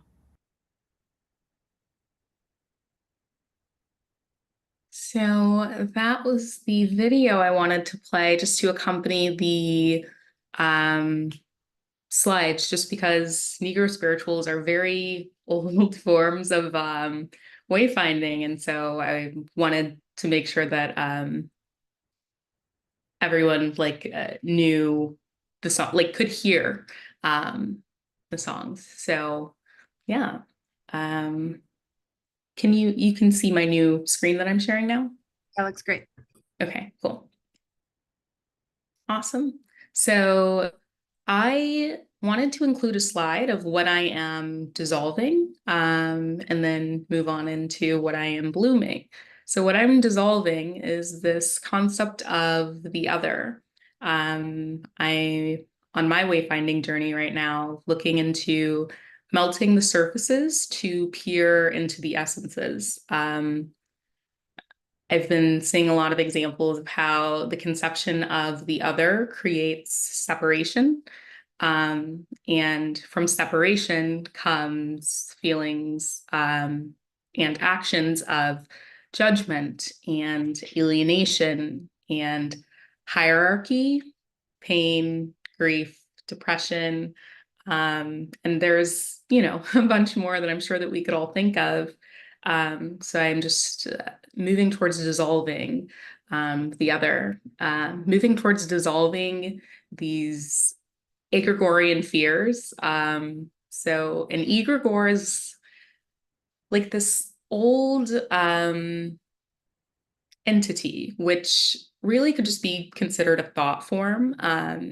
Some good, some bad, depends on the philosopher that we're reading. But I've noticed this sort of thought form over the collective in regards to misinformation in the online landscape, as well as just fear being spread, fear of people, fear of technology recently, a lot of those things. So I've also included a quote here by Lao Tzu, and it says that there is no illusion greater than fear. And then also dissolving the binary. And so I have here a proverb, what follows 6 is more than 7. So rather than just 0 and 1, rather than just good versus evil, tech versus nature, like none of those are actually what is. Those are illusions. And so the photo that I've included here as an example of that sort of illusion is white phosphorus falling over Lebanon, I believe. And the use of white phosphorus, even though it's an incendiary weapon, is allowed because it is activated by heat. And so it's like a more natural process and seen as more humane, even though really it's not. It's still a technology of destruction. So this fine line that we tend to draw between a lot of these principles, just there are many examples of them just not necessarily being true. So I am blooming my design science studio project. A late bloomer. I haven't made one yet until now. So I'm calling it the Algorithmic Destiny Project. And so my goal with the project is to investigate the intersections of algorithms, psychological distortion, and sovereignty. The project traces the ways that algorithms have become the modern arbitrators of the philosophical invisible hand and showcases ways that algorithms frame society, distort public perception, and inform socio-technical imaginaries or ways of thinking about possible worlds. Sorry, I've got my monitor. My laptop was covering it. So the inspirations for my project, there's many. I like to include the inspiration slide just in case other people want to like explore the works, and also just so that it kind of making my lens known, I suppose. So the dimensions of the project are art, philosophy, anthropology, science and technology studies, psychology, social justice studies, and mysticism. And some of my main inspirations were the Republic and Plato's allegory of the cave. I know we were just actually talking about that earlier. That was a big inspiration for it. The part of the allegory that really resonates with me is the prisoner leaving and having the courage to go back to the cave. And then once the prisoner is back, he is having a hard time seeing the shadows because he has been in the sun. And so the rest of the prisoners who are still imprisoned mock him and decide that going out into the world is not worth it and it's probably dangerous. They're assuming this based on seeing the shadows and then also the freed prisoner having a harder time seeing the shadows because his eyes have been adjusted to the sunlight. And so what that really brings up is just like this tendency for when people are trying to bring truth to power, sometimes that's mocked and met with hostility in various different examples throughout history. And so it really resonated with me. And another work that really resonated with me, resonates still, is The Society of the Spectacle by Guy Debrois. I believe it came out in the 1900s. I want to say 1967. I'm not entirely sure, but and essentially it's also about illusions of society based on us judging reality based on what we're seeing on like phones or screens or other distortions rather than by the like actual social interactions that we're having. So yeah, and then of course the indigenous and ancestral wisdom, songlines, Negro spirituals, and my own Afro-diasporic spiritual practice. And then psychology, Jungian psychology, and then just the ideals of self-individuation. Sally, thank you. I'm sorry. Oh, I'm sorry. No.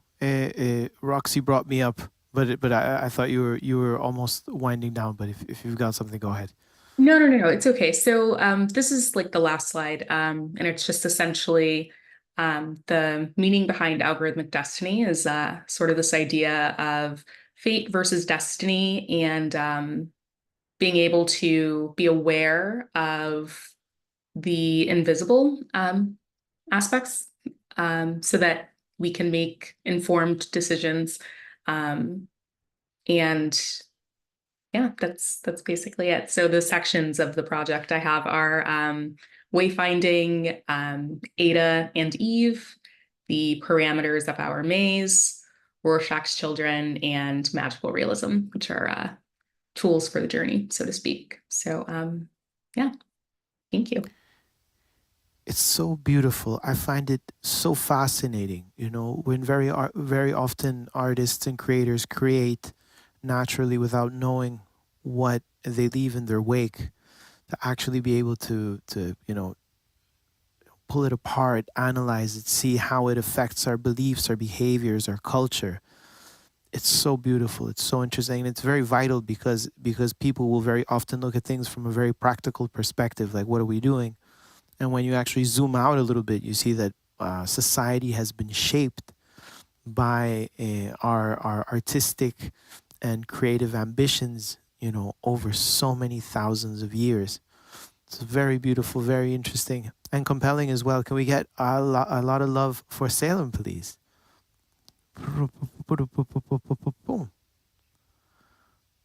Lovely. And I would like to invite Amy on stage then.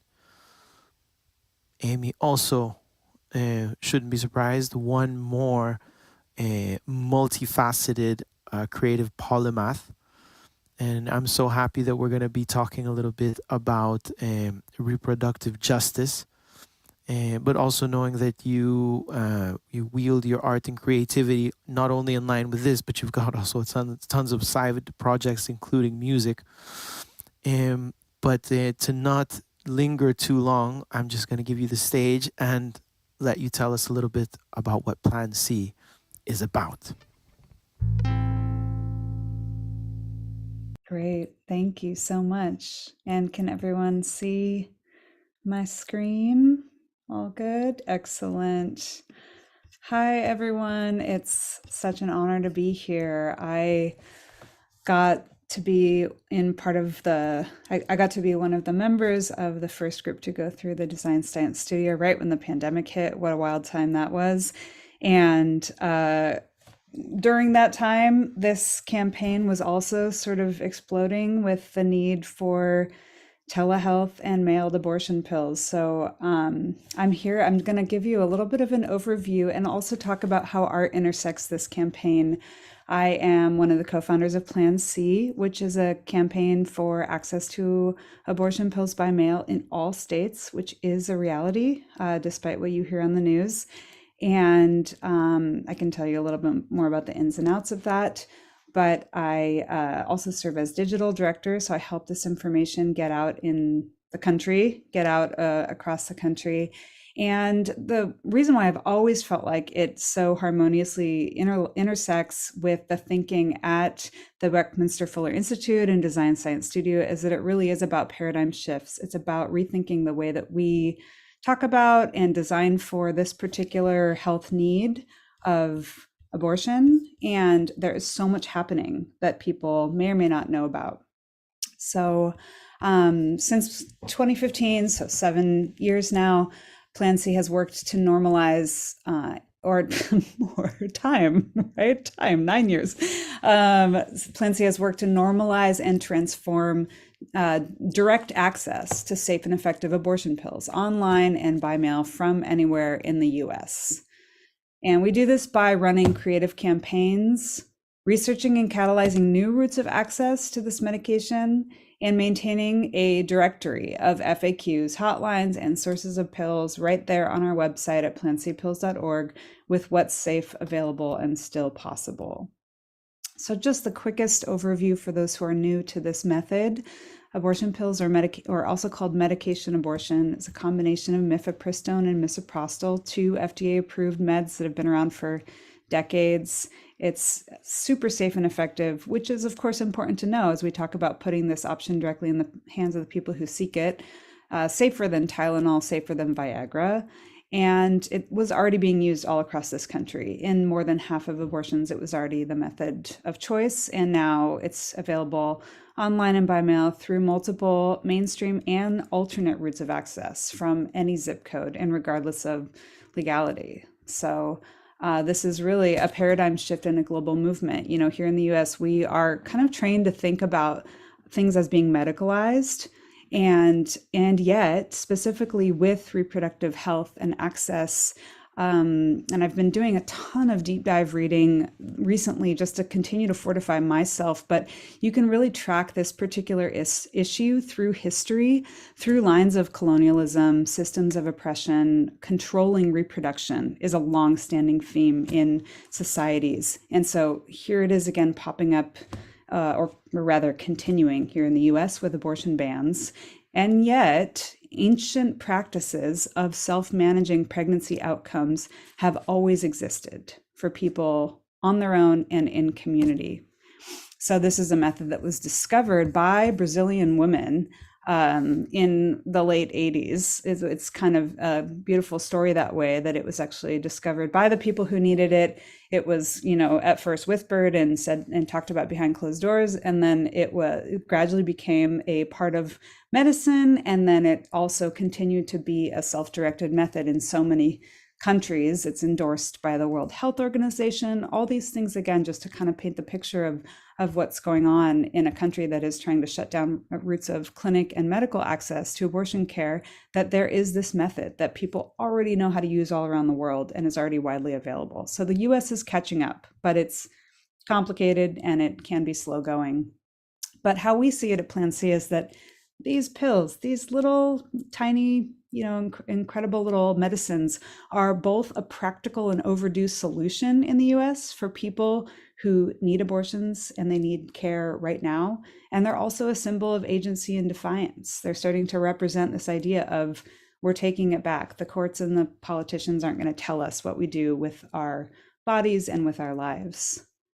So the two big goals at Plan C are that people have access to the medication and that people know about it. And knowing about it often with us takes the form of art and public displays. I find it to be the most inspiring angle of our work. We had some posters in the subway system of New York 2 years ago. We have other organizations that do more. This was another organization that projected on a court building with the name of the justice who was trying to push through this lawsuit to take away access to mifepristone. We have people making murals. We have billboards. We have mobile trucks spreading information. We have stickers that right now there's millions of stickers out in the country of people sticking them up in their communities just to let people know you still have options. So it's really, I've always thought of it as, you know, art is the way that people are going to relax and have their minds and hearts open to new beliefs, to new possibilities. It's more than just sharing statistics with people, right? It's really sharing an inspiring idea about how the world can be different if we just focus our energies in a new way. One collaboration that I'm so inspired by right now is an artist named Autumn Brion. She's based in Los Angeles, but she's running all over the world right now to do different art installations. And she just created this care vending machine, which she's putting up in various cities. And people can go up to it and they can look at what's in the machine and they can type in a code, and for free, they can get their item popped out to them. So as you can see, it has a Toni Morrison book. It has these little boxes that say abortion pills on them. Inside is not the medication itself, but is different pamphlets with information so that people know how they might access abortion pills by mail. She has these beautiful little personal care items. And it's really just this idea of all the different things that represent and provide care, and filling up a machine so that people can feel what it feels like to just get the care they seek, get the care they need.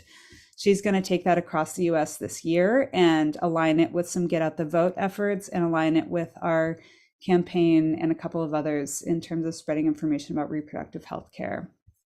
So here's the launch of the machine at Art Basel in December. She's also making these incredible videos where she talks about hair salons and the role that a hair salon plays in the Black community, where people are able to speak freely and learn things from each other within the salon. And she's going to be creating pop-up salons alongside of the Care Machine and as another venue for sharing information during this election year. So she's an incredible video artist as well. You can find her on Instagram and see what she's up to. We also work with visual artists who are just, again, rethinking this information and thinking about how they would present it, how they would interpret it with their art. And we're commissioning them, we're compensating them, we're creating art for the Plan C campaign and sharing it out with our communities. And specifically for this one, we created a campaign this past year called Know Your Plan C that went out to 6 restricted states with paid ads and with artist collaborations to get the word out in these states like Texas and Florida that you still have options, and you can go to this website to find out what's still available. So this has been, like I said, it's been fast and furious. We get almost 2 million people to our website every year. Of those, 300,000 about click off to the resources they seek.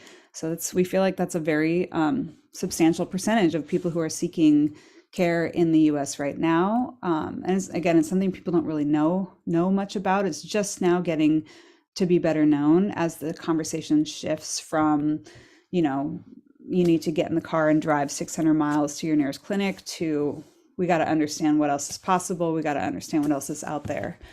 We think of it as information as care. Truly, in so many ways, this year is going to be about information sharing. And I think that this community especially is so oriented toward how do you do that in beautiful, inspiring, and world-building, future-facing, kind of constructive ways.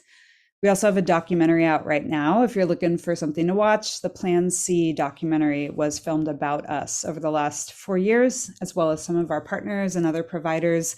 Incredible stories of telehealth providers who came online during the pandemic and against the odds to start to mail pills and offer telehealth care. And even since the doc came out, things have changed. There's new routes of access, new shield laws protecting providers to be mailing over state lines. It's pretty amazing, but the doc is there on streaming platforms.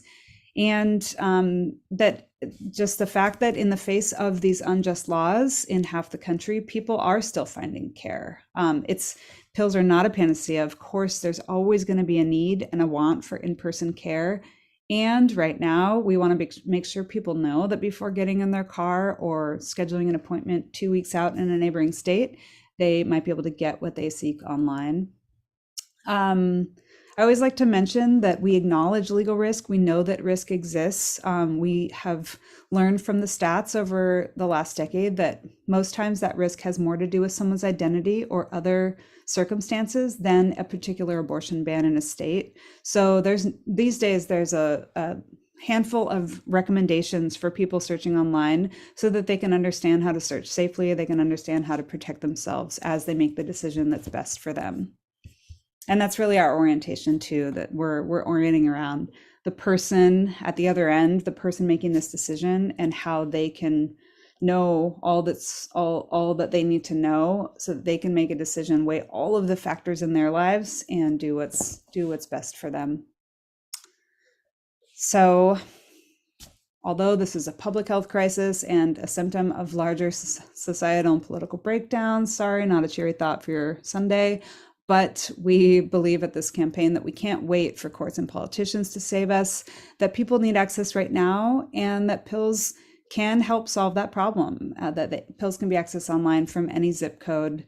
They're not going anywhere. Even you've heard about these Supreme Court cases, you've heard about things shifting. Things will continue to shift, and there will still be routes of access. And I see the activism waves just growing stronger and stronger, and the artist community rising up to really tell these stories in new ways, share this information in new ways, and help people take care of their bodies and be well and make choices that are best for their long, beautiful, healthy lives. So that's the update, the state of the landscape. Thank you.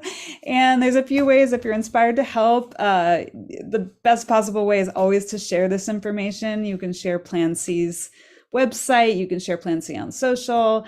You can actually get pills in advance right now. So that's another kind of very practical and also kind of punk move, is just go, if you're a person with capacity for pregnancy, go onto the Plan C directory and find a telehealth provider that does pills in advance and just have them at home, have them in your medicine cabinet, normalize it. They're just there like your other medicines are there. We have a community with a Discord. So if you feel motivated to connect with people and to take action, you can join our Discord. That's also through our website. You can plan a watch party for the Plan C documentary. We have these cute kits with stickers and talking points and the whole shebang. You can donate or raise money for the cause and just keep speaking up. I think this stuff is so interconnected. All of this, web of issues that we're up against right now is, again, especially in the coming year, there's so many lines of interconnection, and there's so many ways that we can start to, again, just talk about it in new ways, talk about it more openly, draw those lines of connection so that people just have more awareness and transparency for all that's happening. So thank you so much for this moment to share. And this is where you can find Plan C. And this is me, and I'm on the DSS WhatsApps and things like that. So please come find me if you have questions. Amy, thank you so much. Thank It's such you. important work. Such important work. And it's so beautiful to see that compelling creativity really makes a difference, Not Truly. only approaching these things from a different angle, but really also in understanding the importance of how we campaign, how we get people involved. Thank you so much for that beautiful work. Thank you. Thanks, everyone. It's lovely. Can we get a lot of love, well-deserved love for Amy? Woo! That's great. And up next, we have also another DSS veteran in the room. We've got my dear friend Lina Ploplite, which is a friend of more than 20 years, with which we also reconnected here in this space. Maybe was it 4 years ago? As we said, was the first cohort. Is that right, Roxy? Lina does tremendous work. She has always been very much a purpose-driven person, and has made amazing works of art, which have been commended and received numerous awards over the years.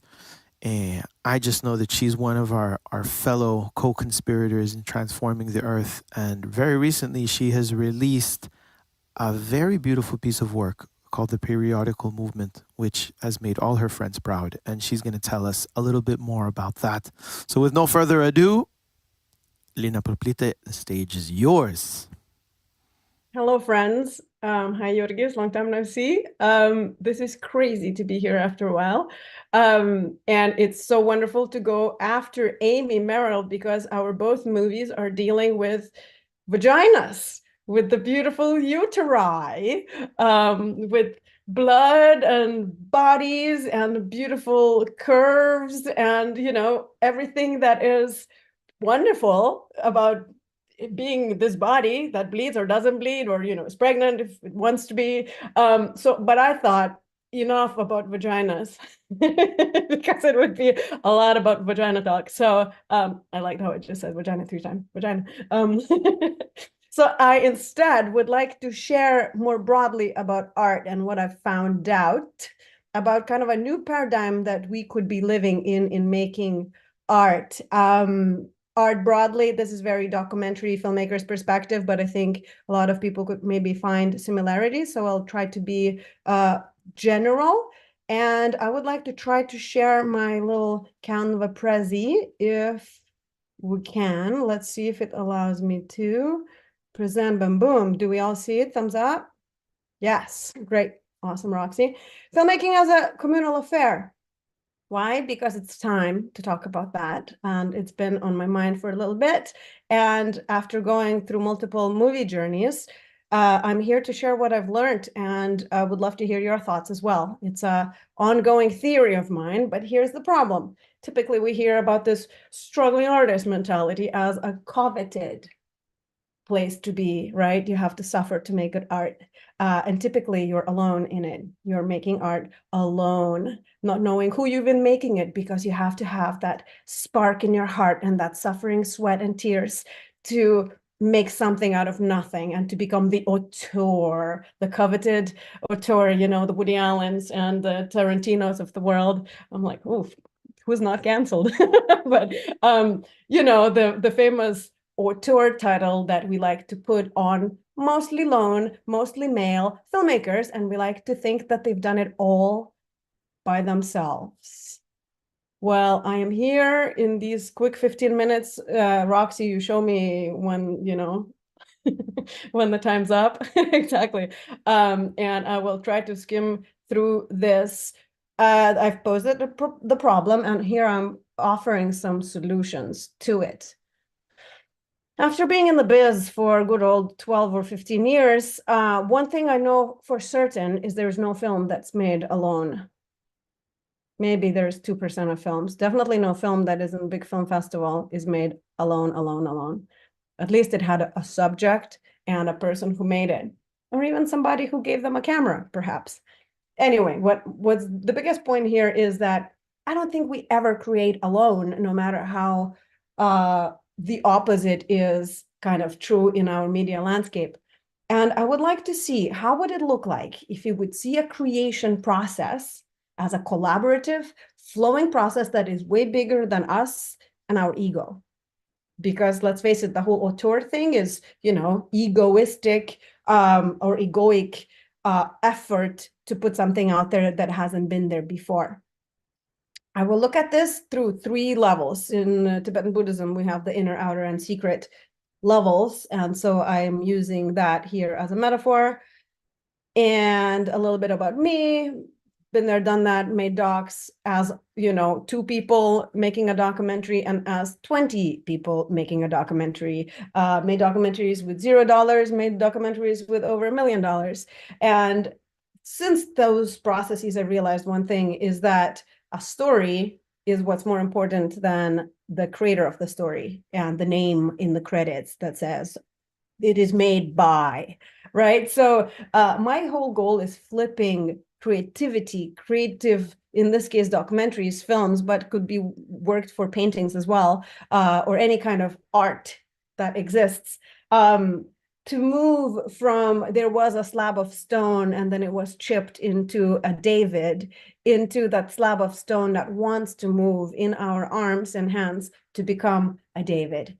So there's something about shifting a story mentality for us, all of us creators, to allow story, if you will, a personhood, that act of art itself to become a person.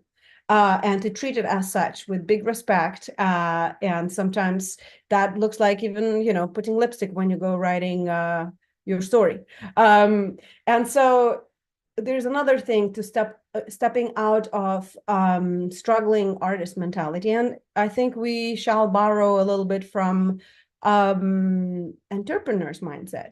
Because in the entrepreneurship world, we somehow separate us and a shampoo we're developing. And somehow when we're an artist, the painting becomes so much of us that sometimes we have a hard time selling it, or we go depressed when the movie comes out and that's it, they're out and our, you know, 5-year work process is over. So I'm very interested in us and our creativity and babying our creativity versus just allowing our hands and our brains and our hearts molding that creativity and letting it be and letting it into the world.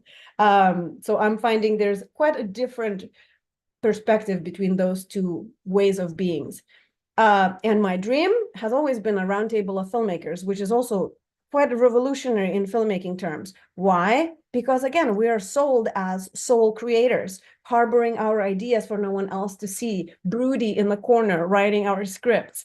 And I don't want it to be so. And I know that we're much better and healthier when we are not broody in the corner writing our scripts, but when we're actually jolly together, sharing our struggle and sharing our process as creators. Because the most fascinating thing is, I think my blank page struggle is the only me. It turns out everyone has the same struggle. So isn't it beautiful to, you know, share recipes of the chocolate candy that gets us out of the creator's block, or a cold shower remedy that sparks our creative self? I believe that we walk further together. Okay, let's hop into this. I feel like I'm on the rapid fire here, but let's hop into these 3 layers that I believe can shift our perspective into how we see the creative act. The first one is the inner layer, right? The creator and her subjects, and a creator and her story. Is it me and them? In film school, rule number 1, don't befriend your documentary subjects. I find it absolutely false. Because then, we're coming into filmmaking like first 70 years of documentaries, in which documentaries are made from fly on the wall, colonial observer of those other people mentality. And we've had plenty of decades of filmmaking like this, but I believe that times have changed.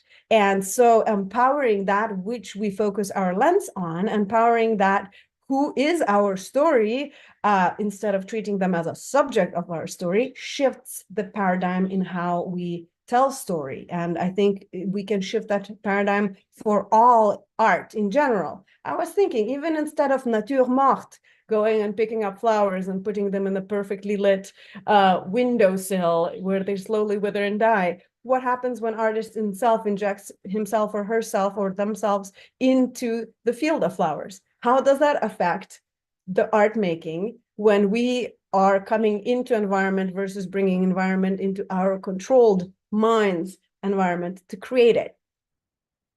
Just a food for thought. What is that relationship when between us versus them, we turn into the us who are creating the story together? So people we film, observe, photograph, make reels about, and on and on. Can they be part of the art, part of the mutual mission? I find that every time I'm making a movie about someone, I care about them because they are most likely doing something amazing in the world and I'm inspired by them. How can I then enhance their story and walk the story with them instead of spying on them to make them into the hero I see them to be? The same goes with the ideas themselves. What happens if instead of guarding ideas because we're so afraid someone else is going to steal them and make them, we share our ideas with the world? What happens if we prototype them, as I do with early documentary ideas when I go to get my morning coffee here in Topanga Canyon and share my half-baked documentary idea and see how it lands to a barista, because that's an incredible feedback for me to understand whether my idea is good or it's not landing yet, depending on how they react to it, right? So what if all of the world becomes part of our creative process instead of creating on the white page and then bringing the idea fully out when it's fully formed into the world as something that we, cook and don't taste, and don't share the taste of the world until it's very final. So we hop into the outer layer. What's the outer layer? It's, of course, the audience. It's the viewers. And I don't know about you in different art subjects, but in films have to be seen. Films are not made to be put on the shelf or being played in the emptiness, right? Films are for the audiences. So there is 2 schools of thought. You make it for yourself and then the audience comes. Sure. And at the same time, I'm really believing that audience doesn't just appear when we have made a film and put it in the film festival and voila, we present it at the premiere. I strongly believe that we would be so much more effective and more vulnerable and more permeated with this world if our movies would find their audience before the movies are born.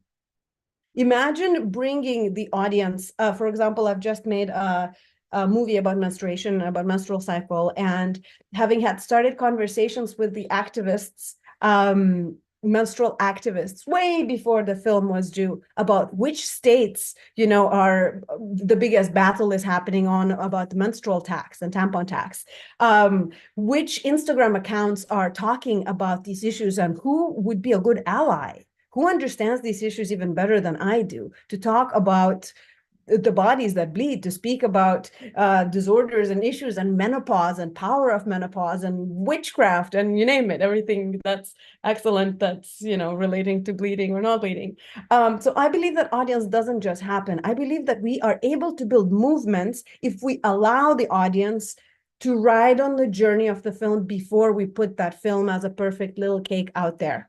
I believe that we can walk together with people who are cheerleaders of the issues and the characters and the stories we're telling if we are letting them in our vulnerable little baby worlds when we yet don't know fully what the film's going to be like, when we're making mistakes, where we're stalling, where we're having the same white page block. And we're letting them to be there and grow with us when we're making short films or creating music for it, right? When we are sharing the process together. Because I believe that in the filmmaking, more than any art form, we are all about relationships. And relationships about not only who buys and who sells and who admits into film festivals, you know, those kinds of like, oh, those people who reached the zenith of the filmmaking and how do I get there, but also my peers, people I'm sharing the film creation struggles and joys with, people who are a few steps ahead of me, who know ahead of so and so and has sold to Netflix before and so, right? So it's all about relationships, but not the kind of a cheesy, I need to know you because you will be helpful for me kind. More so, you dig kind of weird stories I'm telling.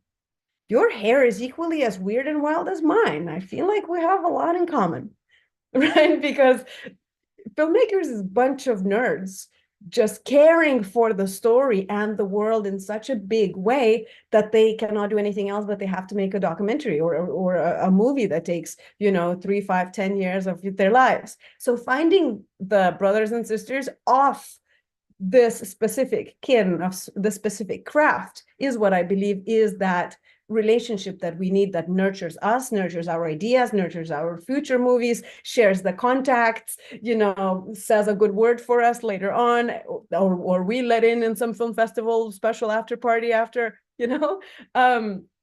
What if we're seeing everyone instead of competitors, we see everyone as collaborators? That doesn't sound so far stretched because we're all in the same place together making movies. We could be inspired by one another instead of, you know, hunkering down from one another, worrying about who's going to steal whose idea. So my proposal is, what if we see everyone as your friend and collaborator, even that film buyer and executive who, if they like your story, that means they care about something that you care about. Like there's so many connection points and so many artistic alignments with people in film business, even though they are in business part of the film business. That's my second big flip that I encourage every artist to see. And last but not least, or the most, I would say profoundly, the secret layer is our relationship with the art itself. I believe strongly, fully, with all of my heart, that story is alive, that it's not just me sitting down and seeing what a great story New Yorker just put on this morning. I would like to make a documentary about it. It touches me. It touches me beyond my mental capabilities. It touches me somewhere so deep in my belly that I am moved by it, and thus I have to follow it. And sometimes this following takes years. And thus, I believe it's about grabbing the tail of the dragon that is story and letting it drag you or fly you as it evolves and changes into documentary. You just have to be ready with a camera or a pen and paper to do your part to let the story evolve and to art to actually become made. So I believe that our goal is to flow with the art, not own the art, because that's absolutely impossible. Rick Rubin and Elizabeth Gilbert will agree with me here that art is a divine, cosmic, massive force that we connect to. There are specific channels to connect to. One of the biggest one of them is silence. And it's not something that comes from our rational brains. The ideas are more like rain, which is sometimes fascinating when the same exact idea rains into two people's heads across the world. And I do believe that there is a specific field that you can connect it with. I can go about the field of creativity forever. So I'll leave it there. Find me later. Imagine that you are having a conversation with the world when you're creating a story, instead of having to birth the story from this little brain, little rational ego self right there. I do believe that the world of ideas is animate, very real, invisible, friendly force to connect to and to let the stories breathe through it into us and our hands.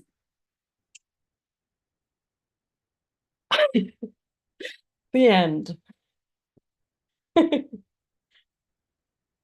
I've thrown my Instagram there in case y'all interested. I run filmmakers accelerators in which we're dealing with this exact thing, the flow of ideas, and in general making documentaries from the concept into a real thing.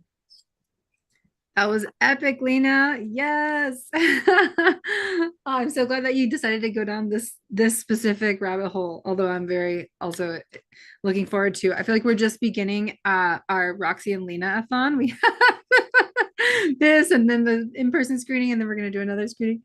But yeah, just Steven said it in the chat, like we're just entering the year of the dragon, and this like invitation to follow the tail of the dragon and let it evolve and either drag or fly you. That's really what it is all about. It's like how well, as you mentioned, Elizabeth Gilbert read Big Magic. It's like ideas will find a body, and if you will let them find your body, then it will transform you. And what do you think? I have a question. So stories have been the way that across time and space and culture, people have been able to transmit metaphor and myth and actual cultural heritage. And what do you think the role of the modern storyteller is in relationship to its kind of ancient lineage? And how can folks kind of connect with that in terms of the spirit of the story and how it evolves and shifts culture? People say again and again how storytelling is the modern myth making, right? And Hollywood is the modern myth. So I think for us as storytellers, as creators of any kind, really, for me, it's about enough with the hero's journey. Collective is the next hero. My last movie has 2 post-teen girls as the hero of the movie. So I'm like, there are so many different variations on who's going on the journey. And we need to reinvent and retell that and to find a new way of, well, we've been finding a new way more and more. And I actually do believe in Hollywood. I know we can shift young people's minds from moving from there goes a lone man that needs to fight a dragon in the galaxy far, far away, and his gift is a woman. I'm like, I think we're done with that. And so we are rewriting different stories in which, the heroine is a person, an older lady living in the van, who doesn't get happily ever after, or even best, just recently, a heroine is a menopausal lesbian lady, and the hero of the movie is 2 older women's friendship. Yeah, what does that Dave talk about? Dave Zabowski, the kindred quest, moving away from the hero's journey to the kindred quest, and like what I'm hearing and what you just talked about so much is moving to the collective, like understanding the entirety. What I'm taking away from it too is like understanding the entirety of a storytelling process is like a story living process, a story becoming process, and really acknowledging the ecosystem that actually is involved in creating, telling, authoring, stewarding stories that help to shift society. I'm so excited about the upcoming in-person screening that we get to do. It's happening for anyone who's in the Bay Area, and for everyone here in the Zoom or anyone on any of the streams. I will put it in this chat, and I also just dropped it in the stream chat.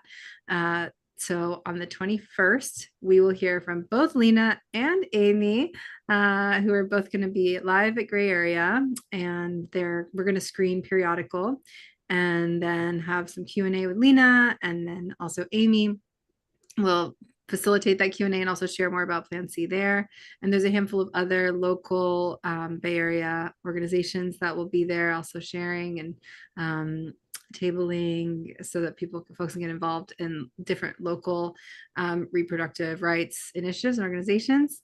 And then for anyone in the design science studio community who's not in the Bay Area, we have yet to schedule it, but our last stop on our Roxy Lean-a-thon is a is an online screening of periodicals. So you'll get to hear all about vaginas and it'll be great. There'll be blood. It'll be beautiful.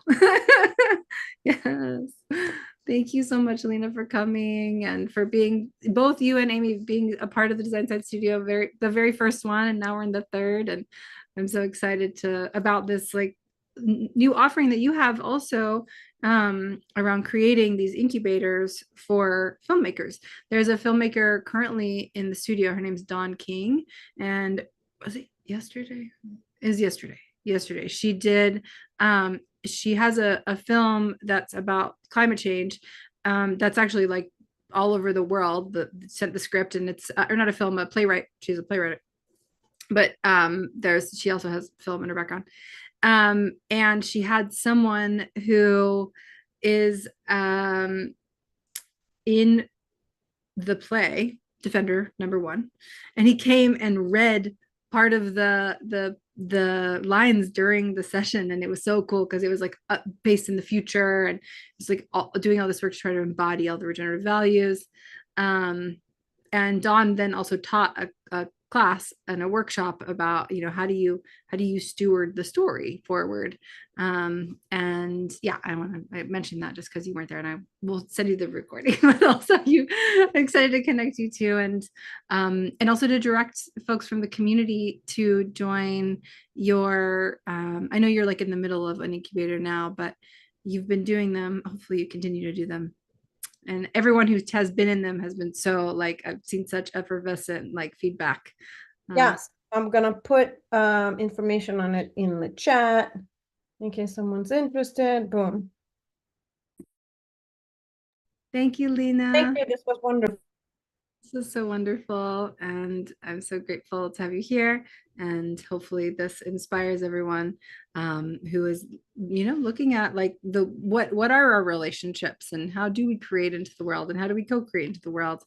Lena, you have so much experience creating in this medium, so it's just like such a delight to have you share. All right, now I am going to bring up Salem. Hi, Salem. Thank you for your session. It was epic. Thank you.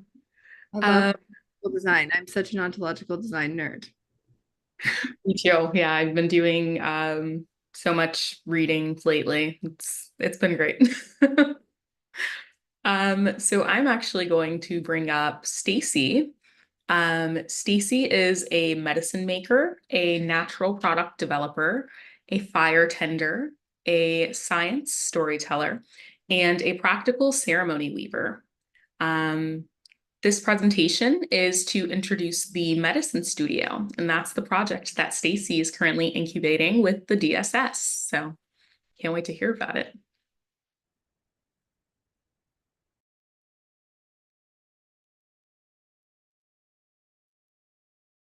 So this is my plant co-host.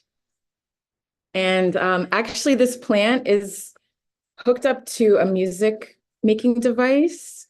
Unfortunately, I think the plant got shy just as I'm starting here because the plant has been playing for like an hour and no longer is there any sound. But this is a being that I respect, and coming after the person who was just sharing, could you remind me of her name?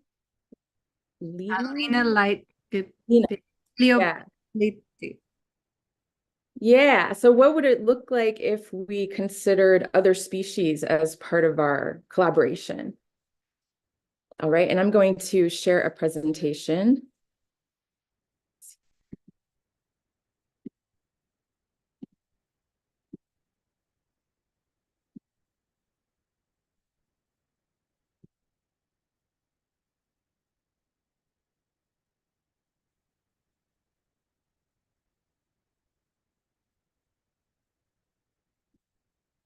Give me 1 second.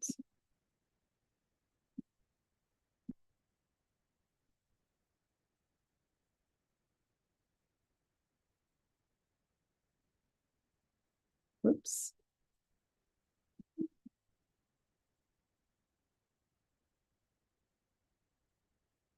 I'm also like hosting an event at the same time, so there's a lot going on today. So I'm going to share with you today about the Medicine Studio. It's a multimedia research and development vessel. This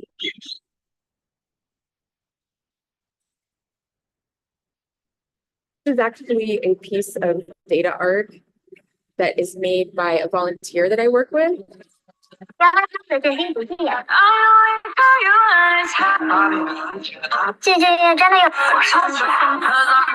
And what this is illustrating is the waveform or the vibration of breathing, inhaling and exhaling in a natural environment as well as in an urban environment.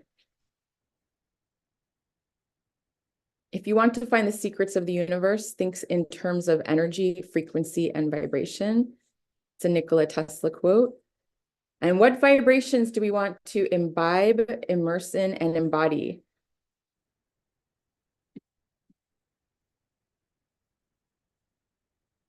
And then we have our oft-quoted Buckminster Fuller quote: "You never change things by fighting the existing reality. To change something, build a new model that makes the existing model obsolete." And this AI art was actually a response to prompts about a co-creative world, a co-creative peaceful world with other species.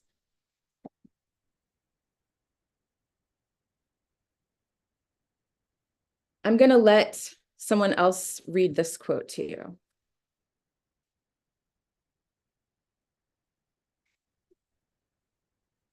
"Nature doesn't need knowledge because nature is knowledge. Knowledge manifests. All knowledge among humans is taken from the investigation of that manifestation." Martine Prechtel, Secrets of the Talking Jaguar. And this is a black jaguar, by the way.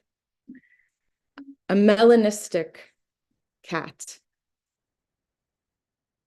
So what the Medicine Studio conjures and cultivates: natural product development and participatory research and development, biodata art, science storytelling, ritual science theater and education, connection, communication, and collaboration with community, plants, and the living world in general.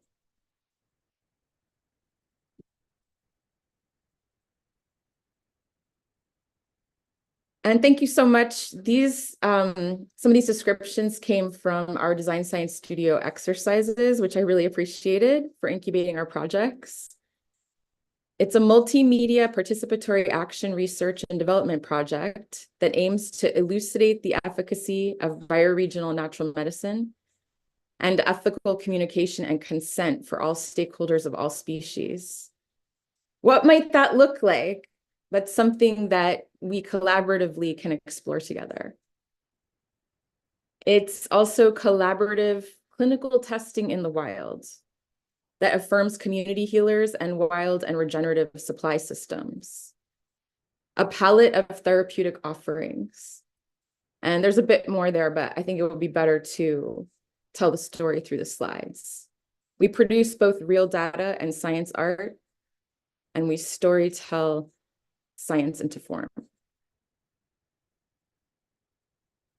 This is the stage of development because I am in DSS to collaborate. So I'm just sharing with you kind of where I'm at, and there is definitely needs that we have in this project.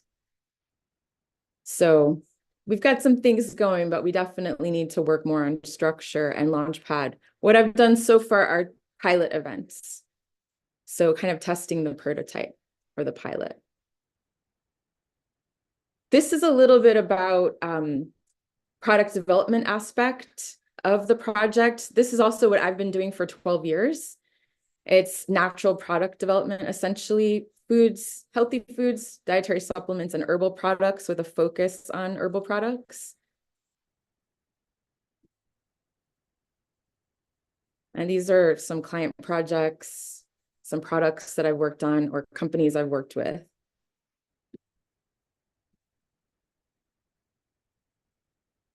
Okay, this is some testimonials from my clients.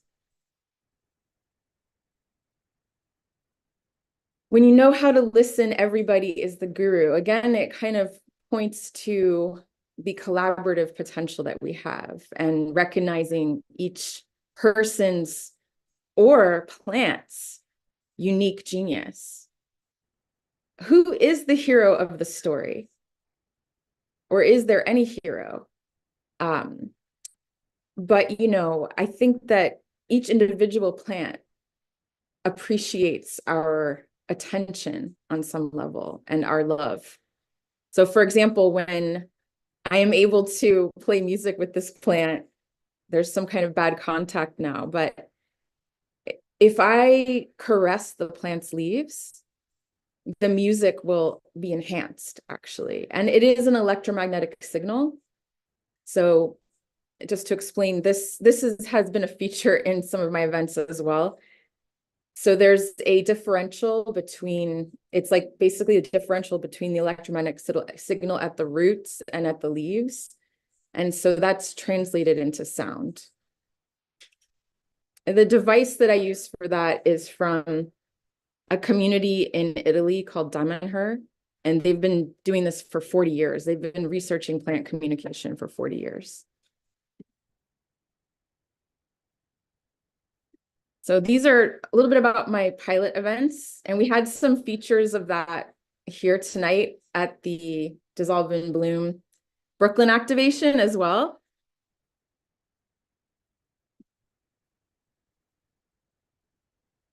So we've done 2 events so far, both last year.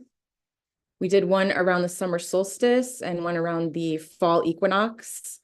And there is some ritual involved as well.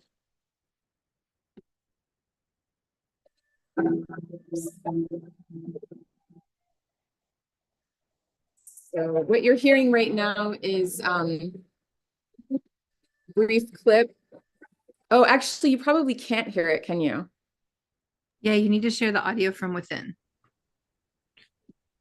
Can I do that now that I'm already sharing? Yeah, you just click share again, and then you check the audio button. You don't even have to unshare. Okay, perfect. Thank you. You're welcome. We can hear it. It's just a little muffled. I want it to be crystal clear. Thank you so much. All right. So first of all, I'm going to play for you. This event, actually at both of the events, we were focused on the medicine of lemon balm or Melissa officinalis. And so you'll hear a little bit about what the music sounds like here.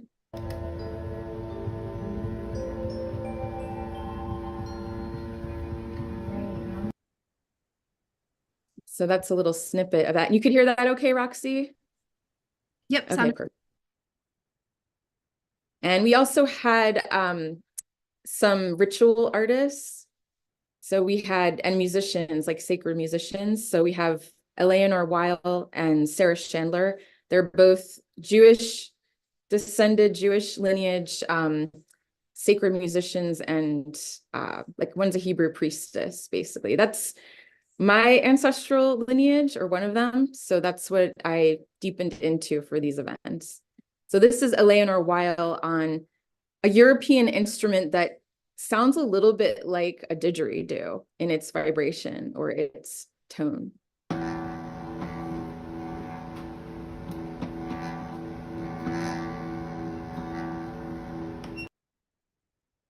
And this is Eleanor on a traditional Ukrainian flute.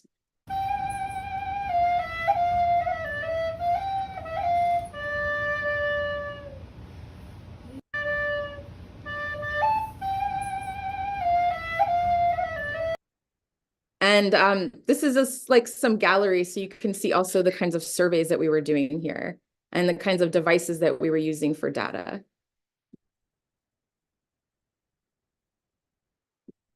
right? And these are some of the collaborators that I worked with on this project. So we had Marina, who's in this photo here holding up a bottle of potion. She's a pharmacist and an herbalist. And I actually am an entrepreneur in residence for Crowd Doing, which some of you know. Probably you know Bobby Fishkin, who is a co-founder of that. So this is very much a collaboration with Crowd Doing. So the people analyzing our data are volunteers for Crowd Doing. There's a whole big team of data analysts and other folks, public health, people with public health background, that kind of thing. We also, one of the people who consulted on our project is Andrew Scholey. So he's someone who has actually published clinical trials, like randomized controlled clinical trials on lemon balm.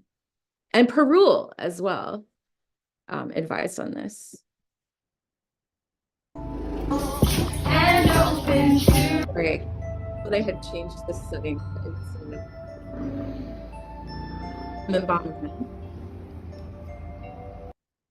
And we did some participation. May I be bold and open to receive the light. May I be bold and open to receive. And then we also projected on the walls people's biophysical data, which we have someone here tonight. At least you could show the device if you, Mariette, but this is what some of the data. This is how they know. We also did that I think about all the time. The person speaking is part of a panel, and she's a registered nurse, and she's also very deeply involved in exploring plant communication. And so she's like a teacher of mine. And we have Mariette here to display for you this beautiful device. Some of you probably know this device. It's called a Muse.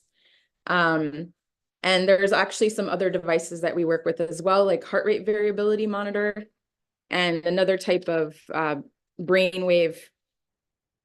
activity headset. We also were advised, and he was on our panel, Dr. Ben Collins, and he's a bioinformatics, medical ethics expert and physician.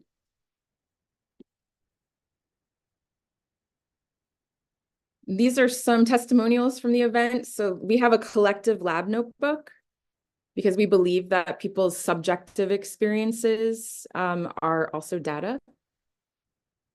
So here's an example. Lemon balm enchanted song changes with our share. We are nature, we are life. Switch in the mind is important. How special and important this work is. My 3-year-old loves to be in nature, inspired to connect more, called to connect into my tenderness, traditionally unsafe, but safety in the plant. Apple cider, so pleasant to drink, calming, feeling at peace. So actually, a lot of these people had never experienced anything like this before. So it's not like people that we would encounter like in our DSS ecosystem necessarily. So this was like really new to them. And I think it was really heart-opening for them.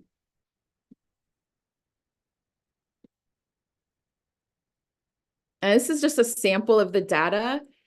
One of the biggest things I experienced in this pilot, I mean, talk about like putting an idea out there and just testing it with a bunch of people.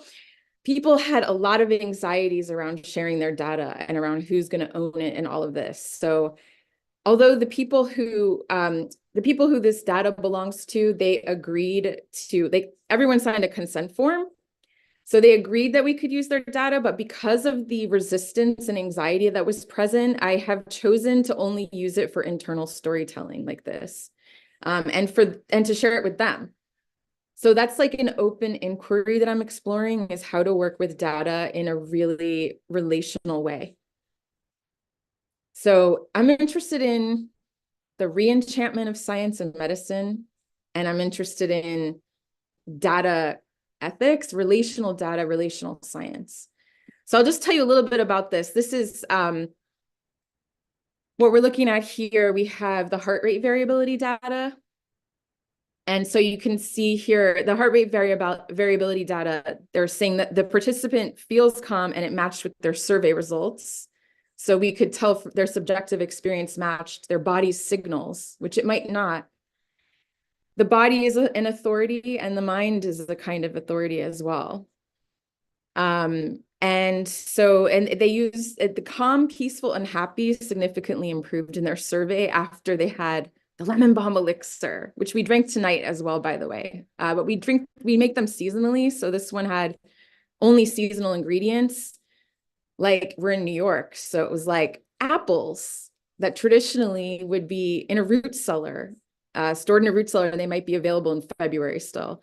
We had frozen hawthorn berries and a few other things in our elixir this time. In the summer, it was different. It was like fresh mulberries off a tree in Brooklyn and that kind of thing. So, and in this case, on the right-hand side, I was telling you about the left-hand side before. On the right-hand side, their survey data did not match their heart rate variability data. So it seemed like he was relaxed from his body signals, but his mind did not agree. So that's just something to explore. This is all really early stage, like kind of like cute data to like maybe find a signal in. We also analyzed the language. We had our data analysts analyze the language, and you can see the baseline before the elixir. These were the words that are largest were made the most frequently or were used the most frequently. And then on the right, you can see feel, love, plant. Now, there were other variables we're aware, but we're not calling them confounding variables, we're calling them covariables. So it wasn't just the elixir, there was other things going on.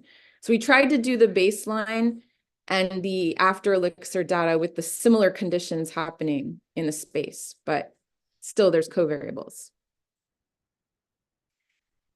This is kind of my dissolve and bloom story, just briefly. This is where we're hosting the Salon tonight.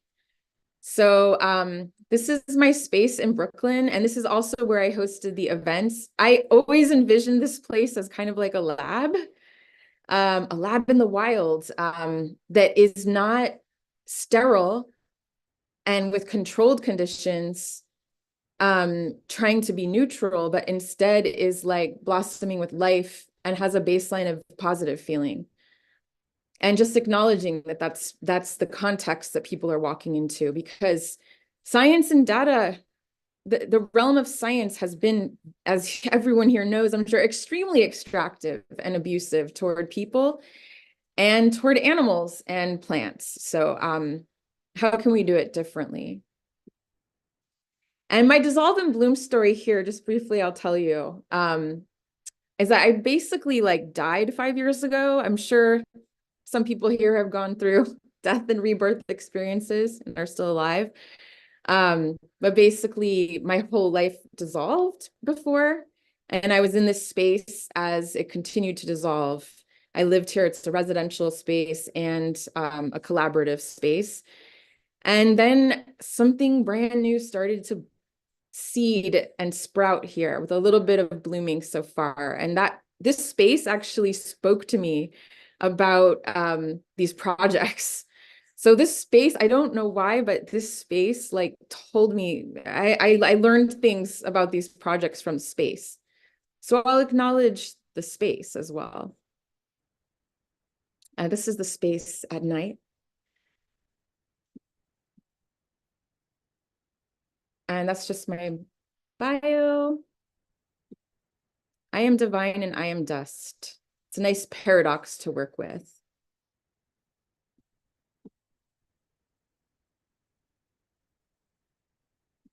Nature is the technology of consciousness. What can we do with that?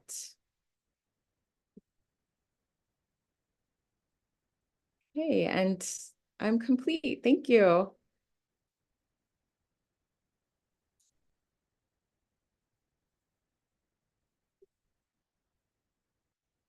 People are clapping for me here. Wow, Stacy. Thank you, thank you, thank you, thank you. I mean, so I've spent time one-on-one with Stacy, and this work is not just intellectual, not just spiritual, not just emotional, it's all of the above. And I know how much resilience it's asked of you, how much presence it's asked of you. And, thank you for showing up. And in your honor, I brought my plant out. I have many plants, but I was dancing with this as you were talking and as you were dancing, and I've been talking to them. I see that Zach has his hand up. So Zach, do you have thoughts to share? Would you like to unmute yourself? Hi, can you hear me clearly? Hello, Yes. can you hear me clearly? Yes. I hear you. Excellent. Right. Just two questions for you, Stacey. Do you extract the plant? Say that again. Do you extract the plant? Do I do what with the plant? Do you extract the plant? Extract the plant. Hmm. Sometimes, yes. I'm in inquiry with that. Yes. So the lemon balm elixir that we're using was used in clinical trials. So it's a standardized extract. Okay. And do you collect data after the extraction has been drank? Yes. How many plants do you tend to extract? How many plants do I intend to extract? How many types of plants do you extract over time? Oh, types. Types. Well, tonight I extracted hawthornberry and ginger root in a water extraction. So a lot. I'm also been vegan for 20 years. So I really owe plants a lot at this point. That's amazing. Keep going. Thank you. No, thank you. You're making me think. Thank you, Zach. Thanks for your curiosity and participation. And thank you so much, Stacy. Continue to be inspired by you. And I hope we get to hear a lot more from you and your work. Yeah. Same, Suparna. Thank you for sharing your presentation tonight. I love what you're working on too. Thank you. Thank you. And so I guess with that, we are whole, right? And this weekend, right, Roxy? We're ready to just celebrate, thank everybody. And I'll just share a few reflections. I'm personally vibrating with inspiration, with joy, with courage. And I'm thinking of all the artists, the visionaries, the tinkerers, the change makers we've heard from, and each of them dissolving and blooming repeatedly over the course of their work. How incredible. And, thematically, if I think like at the core of each artivist's work is this desire to heal, to connect, to support, and to contribute. So I pulled out a few words that I put in the chat yesterday. I thought that would be good reminders. So, I'm really thankful how these words landed in my body and they strengthened me. And I'm hoping that I can be that instrument. So here are a few reminders. Maybe close your eyes for this. It's going to be really powerful. Every moment you make direct contact with your warm and open curiosity. Imagine that invoking your completely healed and wise child self. This is Larissa.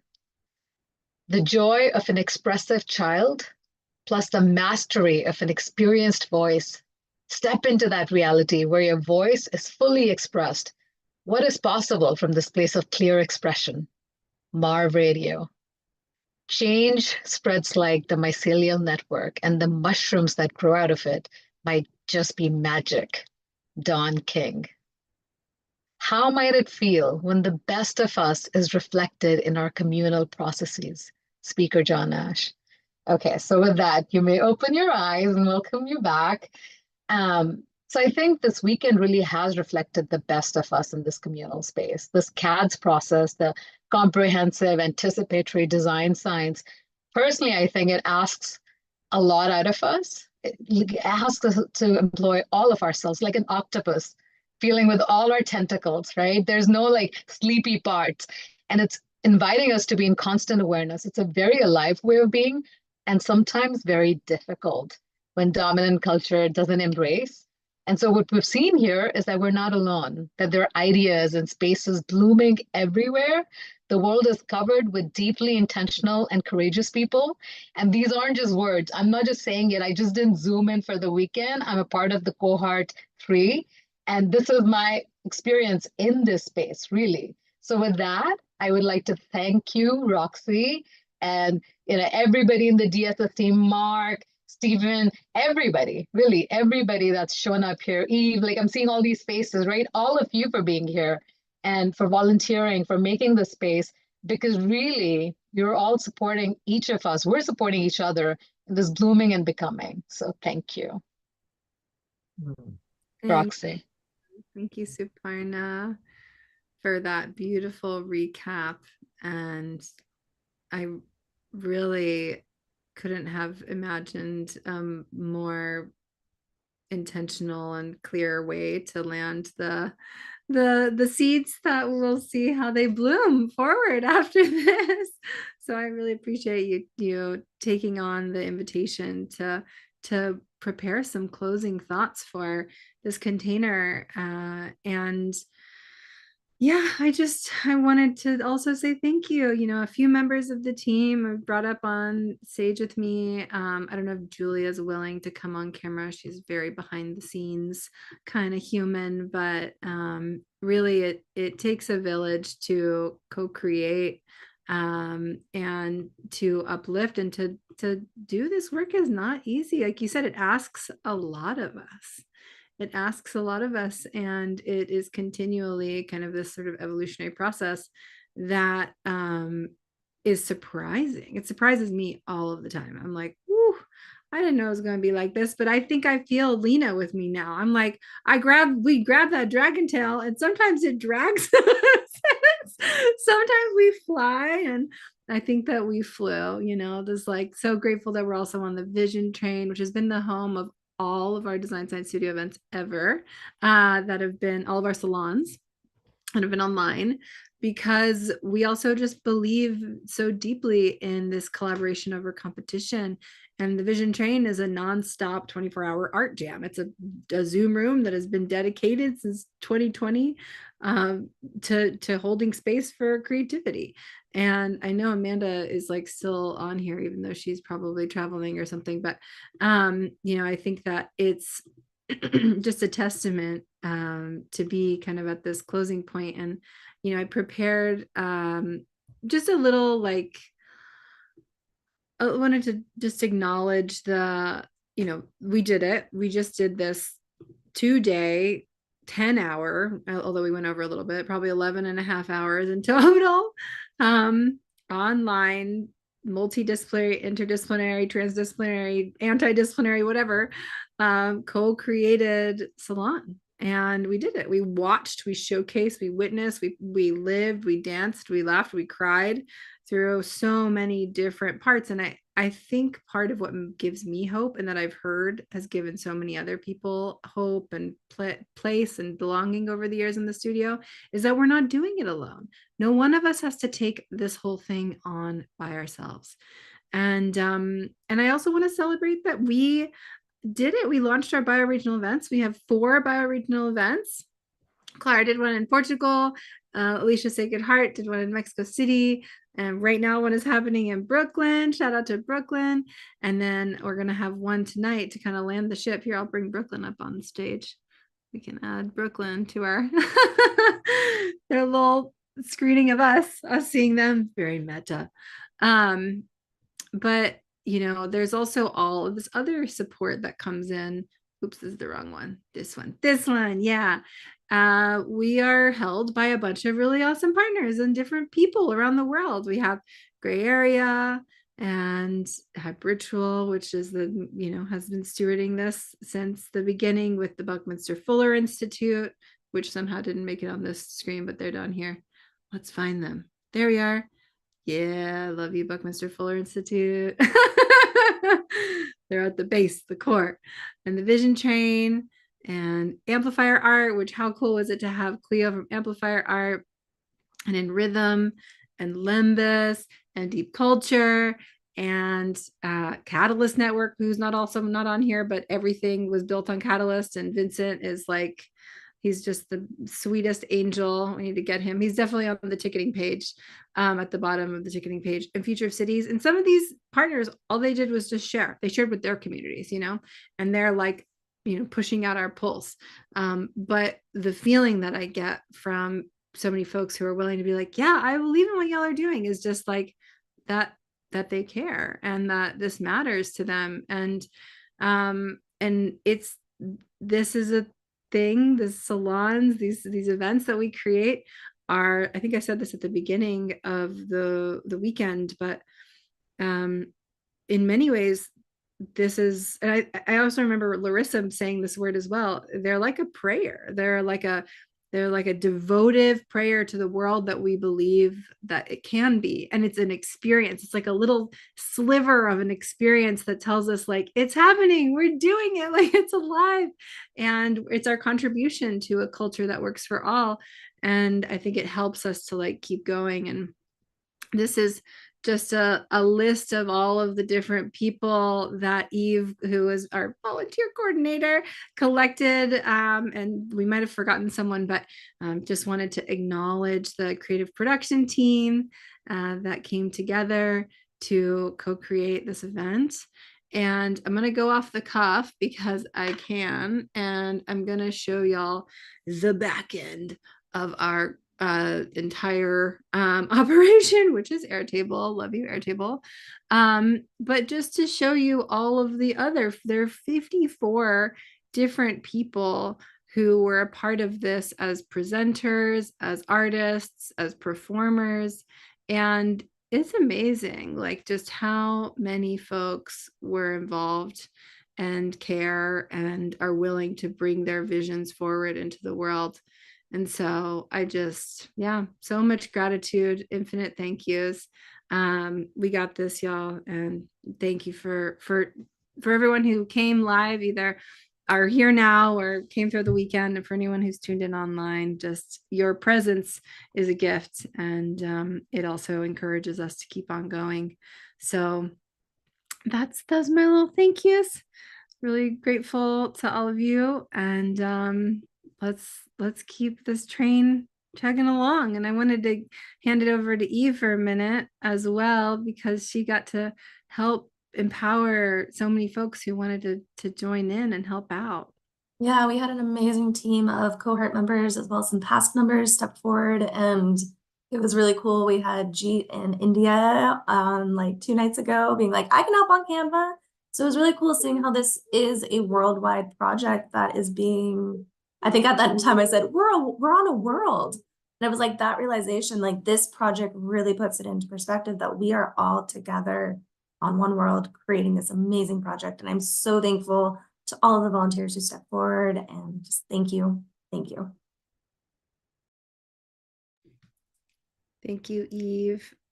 Back to my off the cuff, I also want to acknowledge there were a bunch of Vision Train artists who were a part of this. And I realized that they like somehow didn't make it into the full site ahead of time, but we've been mentioning them along the way. And just just to do a little shout out, I can share some photos of them real quick, because these are, and we had other ones, right? We had Zach pop in, who's been with us the whole weekend.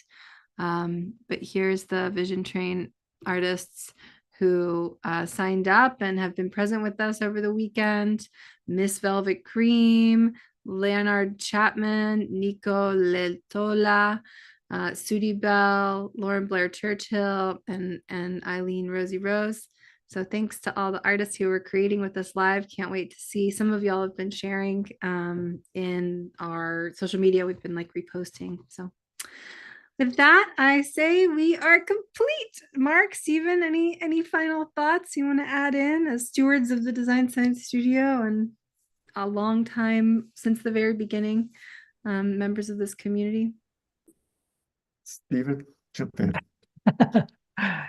Well, just so grateful to be riding this wave and riding this peace train. Yeah, it's just that vision of light just feels like it's been embodied in this weekend, and so grateful to be a part of it. Feeling like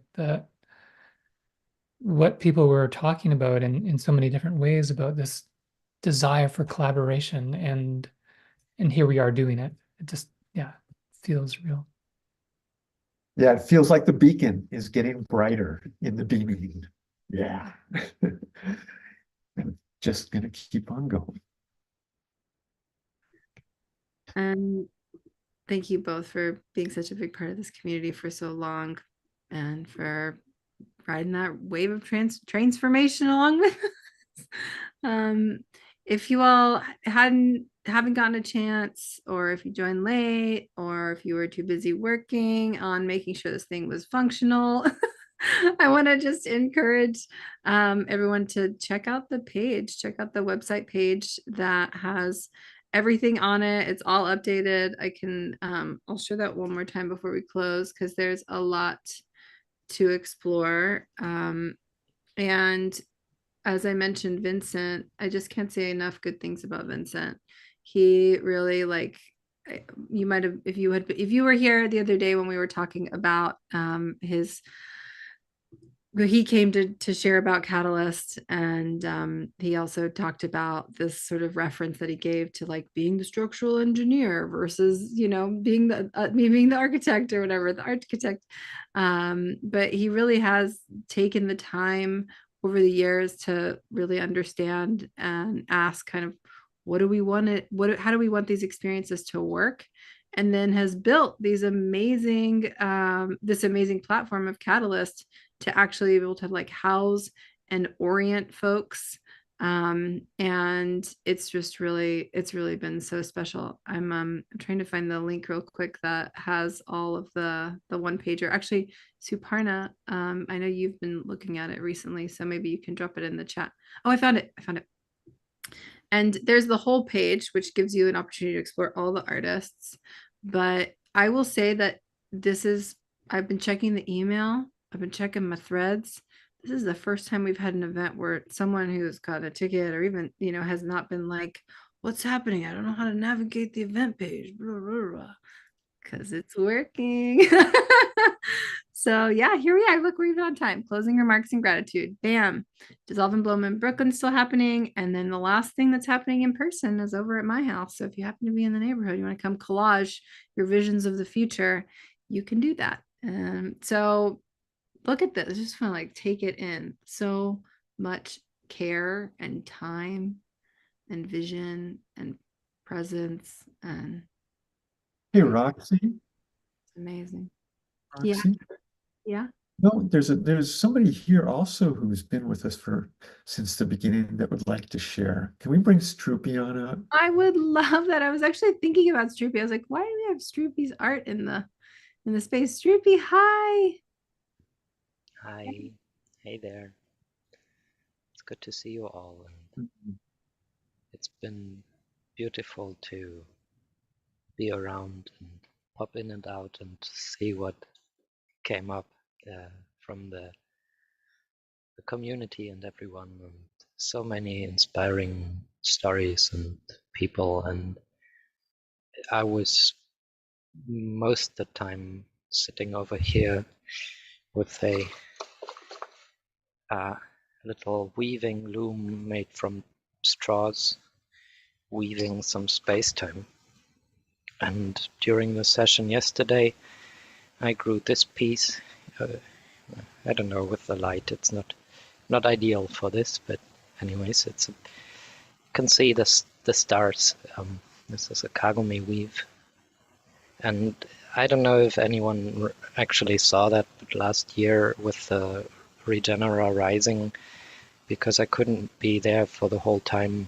I had made a small little video about why the town place of Regenera was a hex rather than a town square, and I spoke about this very weave, and I kind of liked the synchronicities of this, because grew this one yesterday and I grew that one today.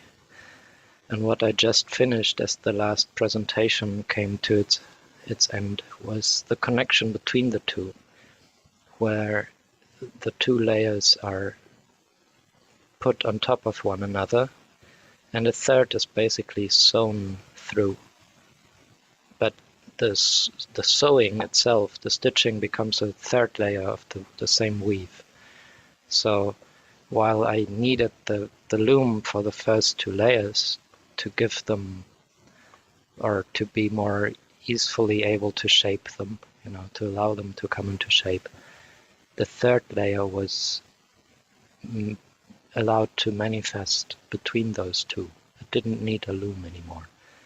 And I think it's kind of I don't know if it is a metaphor, maybe it's a matter for this matter, because I do see that as we're all continuously weaving, we're growing the very mycelium, the very soil that our thoughts and prayers manifest in and grow from. And may this become a very fruity, no, that's not the word, a fertile soil for this forest. So as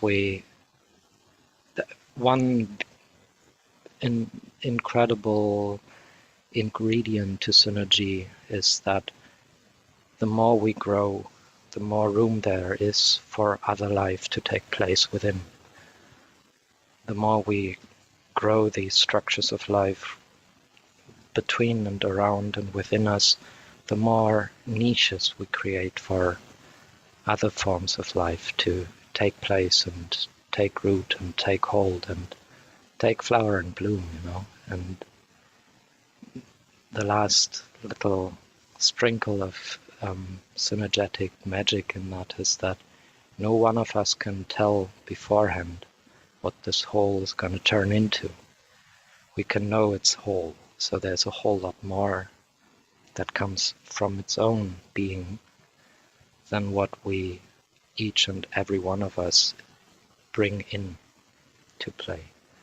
The play itself gives birth to qualities no one could foresee. And that's really a prayer of mine, because I am tired and sad about the state of the world, and I wish I could indeed reach a few more and share with them the stories that come about, and the stories of the spheres, the stories of how we are indeed connected. Our lines of connection do not go to divide, but they grow to connect. And I know that we could be living in a very wildly different world. We would not ever have had to live in the one that we have been born into. But maybe we can all, do each our little bit of magic to make this world whole again, to heal it and to have it be a place where no one knows the wonder that is going to come tomorrow, because even the wonder of today is going to take our minds away, and just allow life to be, just as we let one another be. And yeah, maybe that's enough of the thinking out loud. Healing holds to be. You'll feel whole with you when born. No, that's for sure. Thank you for always modeling the connections and the integrity and the tensegrity and the synergy and the patterns in nature. It feels like a good time to kind of close with what's been our opening line as we've been telling the story of Dissolve and Bloom. Which is definitely an experience of art that changes history. I think we're moving, we're living that. So I will close with this. Have you heard? Everything is changing and there's no turning back.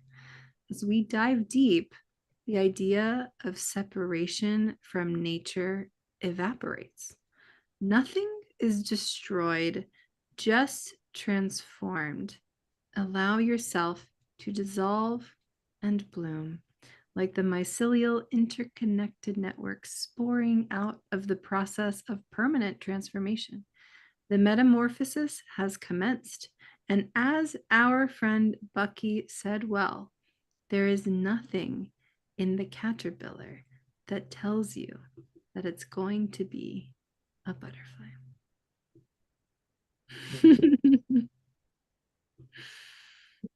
And with that,